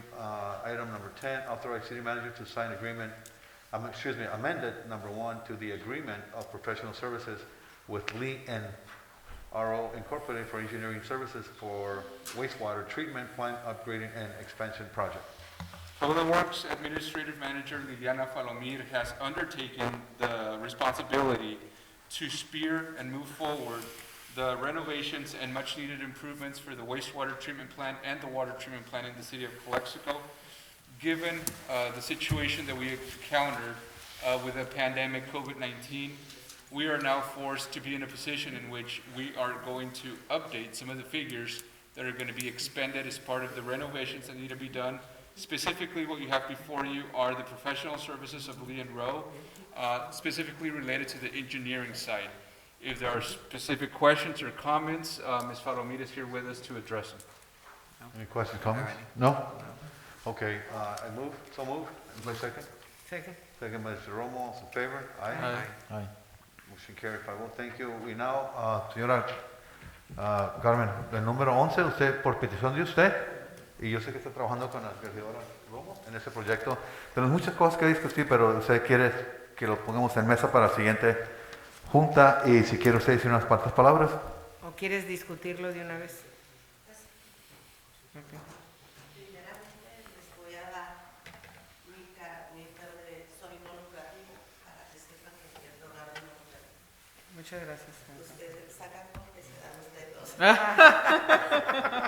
No te preocupes. Gracias. Okay. What is it?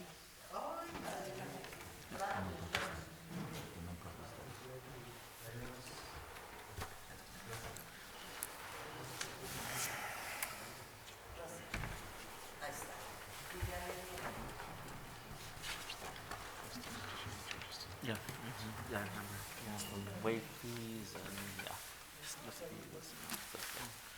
Saw that. Buenas noches de nuevo. Ya les di a cada uno de ustedes donde el programa es no lucrativo, y si tienen alguna pregunta me la pueden hacer y yo se las puedo responder. En lo que respecta a nuestro programa, nosotros lo único que estábamos hablando con Liliana Palomir, que el programa lo que quería era ayudar a la ciudad a llevar a cabo el campo, el Córdoba, porque la ciudad no tiene dinero para llevar a cabo ese proyecto. Entonces, hace 8 meses yo comenté, y te dije, Gloria, a ti, que si nosotros como organización llevábamos a cabo ese proyecto, en comprar los sprinkles, la semilla, todo, ¿verdad? No que fuera para nosotros, a ayudar. ¿Por qué? Porque la Liga de Soccer no tiene ningún campo, no tenemos campos. Entonces nosotros estamos practicando en lugares pésimos, en lugares peor que en Mexicali. Es una tristeza, la verdad. Yo invité a Camilo que fuera a Casitas y viera ruedas llenas de lodo, tierra donde no se riega, donde no sirven los sprinkles. Liliana ya sabe que está pasando eso. Perdimos Daniel Gutiérrez, perdimos nosotros Pac. Nomás nos queda Quinta y Andrade y Casitas. A nosotros nos está prestando Brole los campos. Ahorita nos están por aprobar el centro. Siley no los consiguió el IID, porque está trabajando el IID al 100% con nosotros y el condado. Jesús Escobar nos está haciendo fuerte al programa. Y si tenemos un error en algo, nos dicen esto, nos orientan lo que hagamos, no nos cierran las puertas. No por esto, no por esto, no. Nos dicen, mira, le falta esto, le falta acá. Y es como llevamos a cabo las cosas que nosotros queremos trabajar en conjunto. Pero la verdad, aquí se me hace tan difícil. Ahorita estoy aquí de nuevo porque siento que vamos a tener el apoyo de ustedes. Pero las personas ya no se quieren parar aquí porque se vuelven puras mentiras, y discúlpenme que lo diga porque es la verdad. Cuando estaban cierta persona aquí antes de Miguel dijo, hagan esto, árboles, el proyecto de la luz, todo, y no les vamos a cobrar a los niños de 18 años porque fue algo que no se cumplió, pero fue verbal y así se quedó. Y pues que ahora sí, otro cobro de 4,000, y según lo que juguemos es el costo. Entonces, aparte nosotros de pagar, le damos el mantenimiento al campo, que ahorita debemos como casi $500 de la tierra que se fue a nivelar, porque había hoyos. se anivela y ya que se anivela, pues como no sirve el sprinkle, otra vez, o sea, es a diario estar echándole tierra, a diario comprar y pagar porque nos anivela, es a diario. Entonces digo yo, nosotros estamos dándole el mantenimiento y aparte nos cobran. Entonces yo quiero, si ustedes están de acuerdo, darles el mantenimiento a nosotros, pero que no nos cobren porque no podemos dar mantenimiento y que nos cobren. El cerco ya está, tenemos listo el material, pero ya las personas que son parte de nuestra organización ya no quieren. ¿Por qué? Porque están siguiendo cobrando. De hecho, antier casi atropellaban a un niño. Entonces ya no sabemos ni qué hacer y queremos trabajar con ustedes para que no se nos cobre y terminar ese cerco. Es todo. No sé cómo la vean ustedes, pero esto se hace tan largo. Yo lo veo infinito. Yo ya tengo 64 años.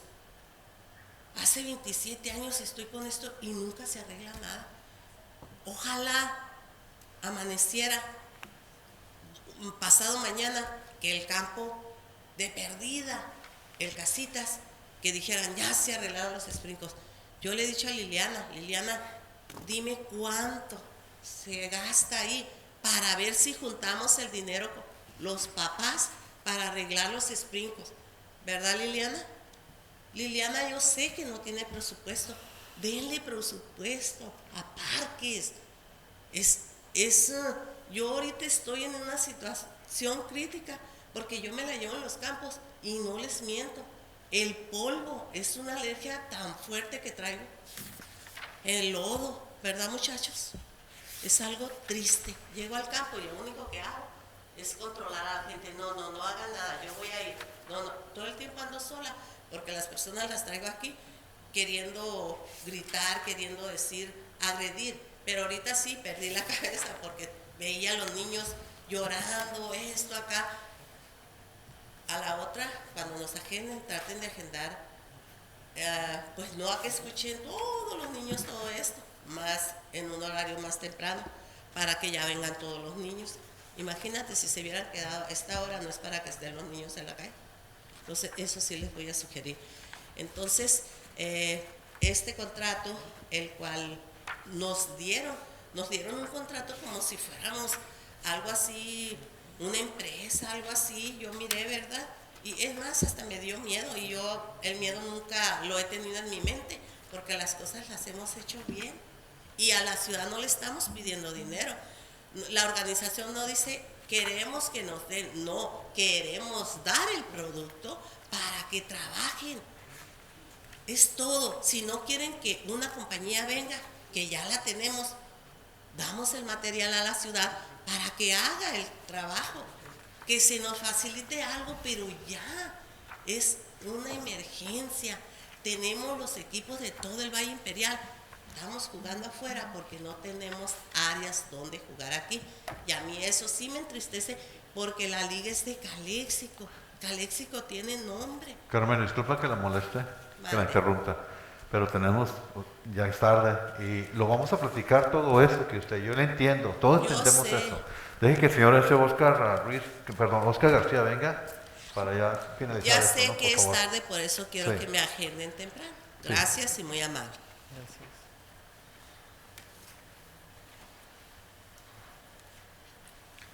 Hola, buenas tardes. Buenas tardes. Del cónsul, Major. Buenas tardes. Cambié mi speech 3 veces de tantas cosas que vi más que nada en la ciudad. Me di cuenta que más que nada lo que vemos nosotros, mi nombre es Oscar García, soy coach del equipo de la CPAA, más que nada de la Liga de Adultos. Tengo ya unos 4 años con los equipos. John está aquí presente y estaban varios jugadores al respecto también. Es inquietante saber, es inquietante darme cuenta de que no solamente es un problema el que tenemos, de que no solamente es el problema de los campos, de los baños, de las luces, vaya, ¿no? Nosotros, la señora Carmen tiene 26 años en esto, tenemos más o menos 2.500 jugadores activos de 13, 18 años, de 18 casi 40, tengo jugadores de 13, 37, 40 años jugando conmigo. Estás hablando de que todos jugamos en un solo parque, que es el de la Quinta de Andrade. Estamos haciendo de que ahora sí que tú juegas una hora, tú juegas a la siguiente y hasta que salgas tú del otro. Es inquietante saber que tenemos bastantes atletas profesionales dedicados, personas que van a México a tryouts, que van totalmente a Guadalajara a tryouts pagados por ellos mismos, ¿sí? Buscan sponsors, buscamos sponsors para ellos. Es una persona que trabaja aquí en la ciudad de Calexico y buscamos la posibilidad de que ellos pongan el menos dinero posible, que pongan lo menos que se pueda, apoyarlo lo más que se pueda, que se ocupan taquetes, que se ocupan buenas redes, balones. Entonces, más que nada yo vengo a apoyar la iniciativa de la señora Estrada. Al respecto sabemos que lo vamos a platicar, ya está de más, es tarde, ¿sí? Solamente quería inquietarles que yo como padre y como coach siento que es inquietante saber que los firefighters tienen el minimum wage. Es inquietante saber que los niños con autismo necesitan apoyo. Todas las iniciativas fueron minimizando mi causa, vaya, fueron minimizando al ver que la ciudad de Calexico necesita apoyo, necesita ayuda. Estás hablando de que no es una más chica que otra, pero son demasiado importantes todas las que mencionaron. Son demasiado importantes y como padre de una niña de 3 años, obviamente quiere que viva en un mundo, como mencionaba Johnny, hace 14 años jugaban en los mismos campos, el mismo parque recreativo. Entonces, más que nada les pido su apoyo para que pongamos cartas en el asunto, decir, ¿sabes qué? Señorita Estrada no está pidiendo dinero para poder hacer el campo, para poder jugar en el campo. Nosotros tenemos que pagar aproximadamente $4,200, $4,600 más o menos por el periodo de tiempo que usamos, que fueron 26 el torneo pasado, probablemente sean 26 el torneo, según las cuentas que manejamos. Y quieran o no, somos padres de familia y tenemos bastantes jugadores. En mi equipo tenemos 30 y créeme que quisiera meter más, pero son demasiados. Hay bastantes jóvenes que quieren jugar y salir adelante, pero están buscando becas en Santa Ana, becas en Los Ángeles, becas en San Diego. Ellos, mis muchachos de 21 para abajo, ellos están soñando totalmente con irse de aquí, irse a San Diego, irse a Los Ángeles, irse a buscar mejores condiciones de vida, porque aquí no las tenemos. Porque aquí no tenemos una infraestructura en la cual digamos, perfecto, vas a poder sobresalir como atleta. Están haciendo un torneo nacional para que las gentes vean el potencial que tenemos como jugadores. Obviamente estamos atados a Mexicali, estamos atados a muchos lugares donde los jugadores pueden crecer y pueden explotar, pero el simple hecho de tener un campo en malas condiciones no lo permite. Simplemente el hecho de tener que esperar a las 8:30 de la noche para poder jugar y que ese jugador de 17, 18 años que tiene un gran potencial no pueda desarrollarse perfectamente por las condiciones del campo, por ejemplo, para mí es inquietante. Y solamente se los digo y les pido su apoyo más que nada. Obviamente está de más decir, ya hablamos al respecto 3, 4 horas al respecto sobre eso. Sé que ocupan bastantes factores, más ayuda que un campo. Y ahora sí que a trabajar en ello. Y muchas gracias por su tiempo. Gracias. Okay, so the request from Ms. Carmen Estrada, we're going to table this item further. Pero estamos en discussion todavía.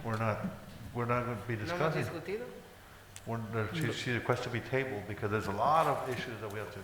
So if we're going to go another 20 ¿Sabes minutes. qué, de mayor? Se me hace una falta de respeto poner Ella esto lo en ella lo table. quiso así. No, sí, lo dijo porque se le sugirió. Nos lo dijo antes. No, cuando hablé con vamos ella. hablando la verdad. Así como hablas tú, yo voy a hablar. Ok, señora, usted me dijo que quería ponerlo en table, ¿cierto o no cierto? En la tarde, Pero no temprano. se puso.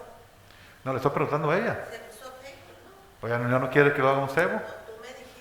Le pregunté a usted, porque usted tiene muchas preguntas que hacer. Porque no estaban en el contrato varias cosas de las que... Por eso le digo, señora, pues eso lo tenemos que hablar con el administrador, el abogado. Son muchos detalles pues legales, aparte operativos. Muy mal, Gloria, no está en el contrato todo lo que yo dije, lo que dije ahorita, que yo no estaba pidiendo dinero, simplemente el producto darlo para que se llevara a cabo. Entonces para eso lo escogemos otro día. Detalles Pues. son muy importantes porque queda ahí y pues quedó endeudada aquí. Y no Bueno, quiero yo pagar. quisiera que quedara claro que yo tuve el tiempo de revisar ese contrato porque lo mandó Liliana Falomir. Tuve el tiempo de escuchar a Liliana, tuve el tiempo de escuchar a la señora Carmen. La verdad es un contrato, y se los digo desde ahorita, muy conflictivo que hicieron los abogados, porque no, la señora está queriendo ayudar a la ciudad de Calexico y nosotros no les, independientemente de las aseguranzas y de todo lo que me platiquen. Simple y sencillamente no se vale que se les esté cobrando todavía encima. Entonces sí se vieron 5 elementos que Liliana lo vio con la señora Carmen y yo creo que es un asunto que ni siquiera se le debe de dar vuelta. Si quieren componer ese contrato, háganlo, pero sinceramente le están dando tiempo, todavía hasta la otra reunión. Ellos necesitan empezar a reparar el campo para que puedan tenerlo limpio para poder jugar. Entonces, todo es darle tiempo al tiempo. Para eso Liliana se tomó muchos meses también para hacer un contrato, por fin lo tuvo, por fin lo revisó la señora Carmen, por fin se dieron algunos aspectos en que había cambio, por fin el administrador también lo vio y todavía se viene aquí, a mí se me hace una falta de respeto y todavía se va a poner table. Sinceramente, señora Carmen, yo no sé cuándo va a salir su contrato. Pero se me hace muy difícil, después de escuchar toda la problemática de que tenemos 2.500 jugadores, de que los señores están jugando mal desde hace años, desde cuando estaban chiquitos. O sea, ¿qué más queremos escuchar como City Council, como representantes del pueblo, que no tenemos un parque decente para que jueguen nuestros hijos? O sea, sinceramente, se me hace una grosería dejar esto table.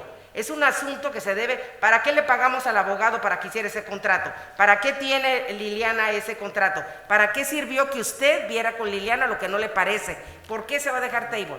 Yo lo digo porque, ¿sabe qué? También a mí me frustra.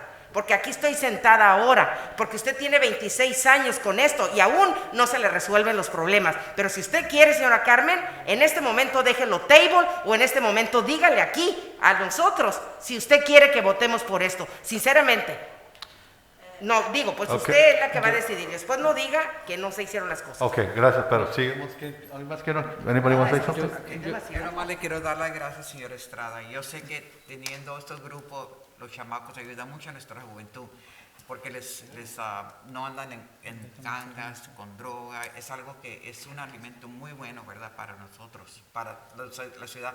Pero sí, tenemos que tener todo concreto, todo legal. No queremos que haga ningunos problemas para usted también, ¿entiende? La ciudad se tiene que estar seguro que todo esté bien como debe ser.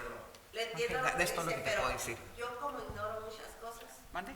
yo como ignoro muchas cosas, no estoy capacitada para firmar contratos, ¿verdad? Okay. Pero sí he preguntado y sí quiero las cosas legales, porque en el contrato ni dice nada de lo que digo yo, nada Gloria dijo, tú te diste cuenta, ahí Liliana apuntó para ponerlo otra vez, ¿verdad? Y eso pues no está bien. Ya lo trae ella escrito. Señor, no está bien señor que alcalde. todo lo que comenté, Ok. todo lo que yo Ok, estamos hablando, déjame hablar. Sí. Quisiera hacer una moción para entablarlo específicamente para la próxima junta. Ok. Es lo que estaba diciendo yo primero, porque es- ella hizo es- eso. El señor García tiene algo que decir aquí. Dígame, señor García. Carmen, tú y yo hablamos por 1 hora hoy, ¿ok? Y te dije, fui bien claro, ¿verdad?, de lo que estaba aquí. No me dijiste me diste las gracias, me dices, gracias por decirme todo eso, ¿verdad? Y aquí la situación no está de que no queremos ayudar, ¿verdad? Me permite, para que no hablemos los dos al mismo tiempo. Mire, entonces yo le hice hincapié en el contrato, yo casi le fui paso por paso, ¿verdad? Y le dije por qué era esa razón, ¿verdad? Porque usted ha venido sin número de veces con la misma problemática, ¿verdad? De que usted dice, bueno, yo vine cuando estaba otros concejales, cuando estaba otro city manager, y usted lo que venía es de saludo, ¿verdad? ¿Y dónde está ahorita eso en un contrato? ¿Verdad? Entonces, lo que usted tiene que hacer, y tenemos que hacer, es de ponerlo en un contrato, ser muy claro, que usted lo entienda también, ¿verdad? Porque usted me lo dijo, cuando usted ha ido a otras entidades, se lo han explicado. Ok, usted lo entendió. Si quiere, yo voto ahorita con ganas y con voto, pero entiende lo que está ahí usted, lo que está aquí en este contrato, lo que se le está pidiendo, ¿lo entiende? pues no está lo que yo digo. No, pero lo entiende, lo que les está pidiendo aquí. Sí. ¿Lo entiende? Si lo entiende y si quiere tomarlo así como está. Lo entiendo, pero no estoy de acuerdo. Bueno, entonces, No creo sé que si estamos... Gloria, es que no está lo que yo... Sí, yo entiendo, precisamente por eso... Nada de lo que dije está en el contrato. Precisamente estoy haciendo la moción para que dentro de esta junta, a la próxima, se hagan esos cambios, se vuelva a traer y luego lo aprobamos, pero específicamente en la que sigue para que no tarde más. El contrato fue hecho por un abogado con todos los reglamentos. Se te explicó con Liliana. Liliana trae 5, no sé por qué está callada, pero ella trae las 5 modificaciones que tú pediste y se supone que ella las iba a decir ahí para que se pudieran, como muchas veces nos pone el administrador de la ciudad, se pone un contrato y dice, necesito hacer un arreglo a esto, a esto, a esto, y votamos todos y decimos, si aceptamos ese arreglo, y se hace el contrato. Entonces, no estoy perdiendo el tiempo. A Liliana se lo dije, lleva los 5 puntos, se los entregas al administrador, el administrador nos los hizo a todos llegar, los 5 que estamos aquí, los 5 cosas que tú pediste, Liliana las puso en tiempo y en forma al administrador, el administrador nos las dio a los 5, así es que todos sabemos qué fue lo que pediste. Entonces, lo único que se tiene que hacer es adecuar el contrato a lo que tú pediste. ¿Cuál es el problema? Y se vota y ya. Pero como quieran, si lo quieren dejar para la próxima reunión, bueno, pues ahí nos vemos. Pero sinceramente todos estamos informados. Sí. ¿O no, Miguel? ¿No nos mandaste tú las 5 adecuaciones al contrato que hizo Liliana con la señora Carmen? Ahí está. Entonces todos sabemos. ¿Y sabes qué? El contrato también lo conocemos. O sea, no es una cosa que se tiene que dejar. Cuando se quieren hacer las cosas, se hacen. Y usted ya dio las 5 términos. Ya los tiene la señora, ya los tiene Miguel y los tenemos todos. Así es que si quieren poner esto, pues ustedes dirán.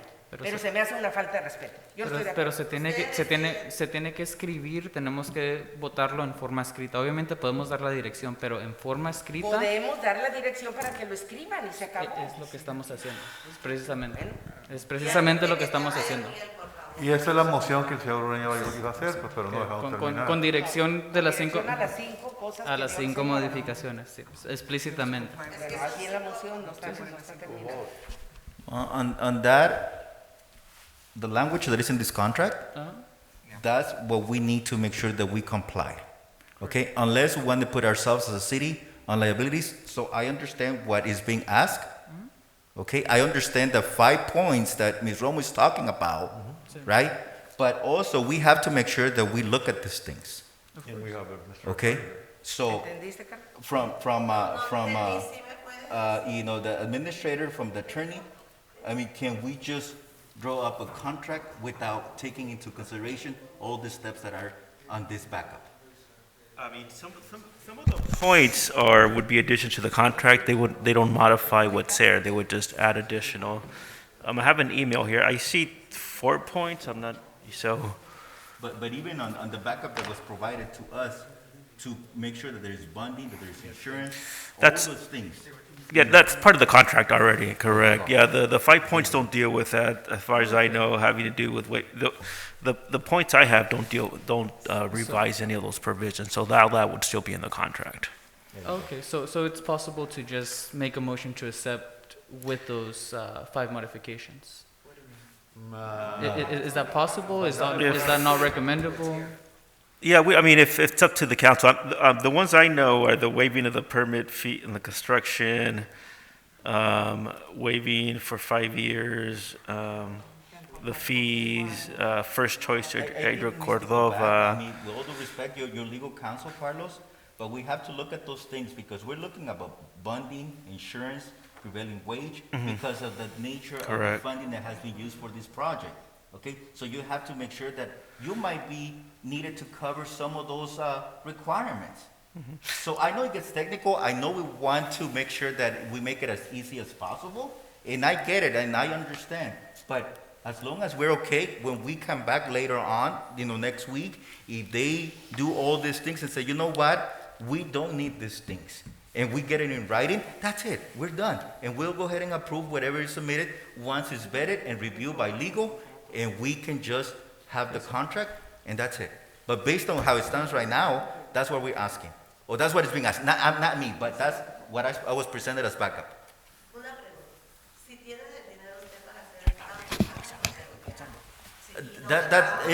Eso no es la situación, señora. Nomás estoy hablando de los requisitos.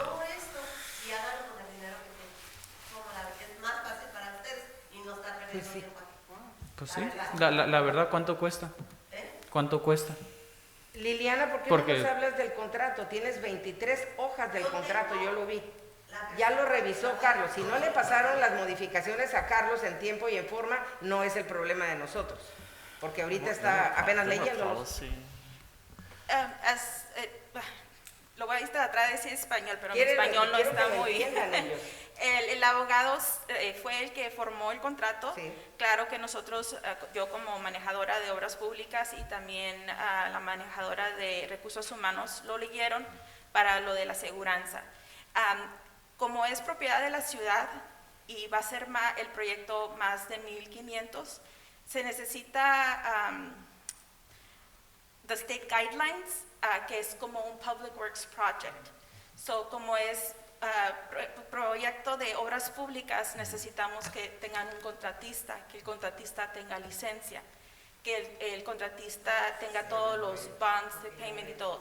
Cuando yo me junté con la señora Estrada ayer, ella dijo que estaba bien con eso. Lo único que ocupaba era las 4 cosas que le mandamos por correo electrónico. Sí. Ahí está. Y esas cuatro cosas se pueden Extender aprobar el ahorita, contrato, ¿verdad? No. claro, son extender el contrato a 5 años. Y, They're o sea, more- no vas a they can't- invertir they're- un chorro de dinero para luego que te quiten el de ese. Te voy a decir algo. Quiero darte las gracias porque tú estás al frente de la comunidad, pero ahorita estoy viendo que si hay dinero que va a la ciudad y nos acabamos. Sí. Por eso mismo pregunto, ¿cuánto cuesta? 300,000. Le hablo al contratista. Ahí está el arpa que no Si te nos hace a Sí, nosotros, pues, no sale nada. porque acabamos a... Hace a la ciudad, más dinero, porque tienen que contratar por el Sí, Estado. por el Estado. Sí. El señor quiere pide la palabra, dígame. I have a question basically. So Sí. you guys have the contract, right? So basically everyone knows about the contract. Mhm. Mrs. Estrada knows the contract, right? There are only 4 different points that need to be added. Like Raúl Ureña was saying, basically you pass the 4 points to them. If everyone agree on those right now, I think you guys are able to. Right, that's a good question, but it seems like some of the members don't agree to that, so that's what we're talking about. That's what we don't agree. No one says that I don't agree on those 4 points. Well, because they haven't got there yet. I'm gonna with, I'm gonna One with, by one. We agree with what's on here right now. sí, ya vi lo que está So pasando. basically, that's why we need to put it on hold, basically, so we're, different circles on something that, if someone says the word, I don't agree right now with everything that is saying there, we probably can, Sí. everyone put it on the next week, on the next table. That's what we're trying, that's what the motion was. So, Well, basically, just explain to I- Estrada, basically, the. Ok. sí. Nada más para explicar de que esto no es de que si estamos de acuerdo o desacuerdo. Mis preguntas es, y también que está diciendo la señorita Falomir, es de la cuestión de los contratos y de lo que se requiere, ¿verdad? Lo que se requiere para hacer este proyecto. Yo entiendo que si usted va a tener contratistas, ¿verdad? Que todos esos contratistas van a tener que enseñar su aseguranza, su permisos para poder ese tipo de trabajo. Y yo sé que... No, espéreme. Entonces, Sí, no... yo estoy pidiendo eso porque tengo la experiencia. Yo les puse la muestra en la pinta de atrás. Claro, ya lo Y bueno, el hecho que me permite, el hecho que usted tenga la experiencia, esto va a ser más fácil para usted. No le estamos haciendo difícil, no que solamente quiero de que si tú, Liliana, dices, Miguel y el abogado dice, sabes que todo está bien, vamos, ¿verdad? Porque Oh, sí. yo recibo la cuestión legal, la cuestión del staff, del backup. Si ellos dicen, sabes que está bien como lo están poniendo ellos, se va a hacer el contrato, está bien. Pero yo no estoy escuchando eso. Aguanta, dame un momento. Quiero quitar mi moción. Pienso que ya se dijo como 3 veces que esos 4 puntos se pueden agregar, que no tienen impacto en el contrato. Entonces, sí, estamos de acuerdo con los 4 puntos. Yo sí estoy de acuerdo con los 4 puntos. ¿Están ustedes de acuerdo con los 4 puntos? No. La señora está de acuerdo también. I need to explore more. Ok, ocupa más información. It's legal what they're asking. Hay que leer el correo que mandaron. Ahí está toda la información. No, pero el abogado ya lo miró. Is it legal what they're asking? It seems that it's legal. It's a matter of question of what's the will of the council. Oh, okay. That's It's a legal better what answer. they're asking, but as far as what you have here, that you provided as backup, okay, where we need to have all this, Correct. backup. So can we do away with that, or can we check later on if they have all those things? The contract that's on tonight on the agenda, it has the bonding requirements, insurance requirements. The email that I got with the requested changes don't modify any of that. So the requirements are new, so basically just. Yes, just approve. Yeah, so it's my understanding, what I was sent was what the 4 points they're looking at do not impact or revise any of the bonding, insurance, and the like. But I just want to make sure that she understands, because, you know. Yeah, those are in the contract. Yeah, bonding, insurance, all that's in the contract. And as far as I know, the 4 points that are being requested to be revised or added do not impact those. I can motion to approve this Anything on this, on contract. what you went over, this backup with, you know, Ms. Estrada? I mean, because you still have questions, and you brought up all these requirements, you know, if it goes more than 1,500, you know, that it triggers all these things.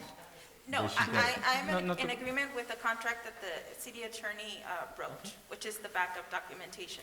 I just added the items that Ms. Estrada and I discussed yesterday of, you know, she was wanting to say, you know, we're putting in the funding, or we're putting in our funding and time and contractor to install the installation and doing all that, but we also want to have the benefit of waiving off the permit fees, having at least 5 years of, because right now, the city only charges for the adult leagues. We don't charge for the youth leagues.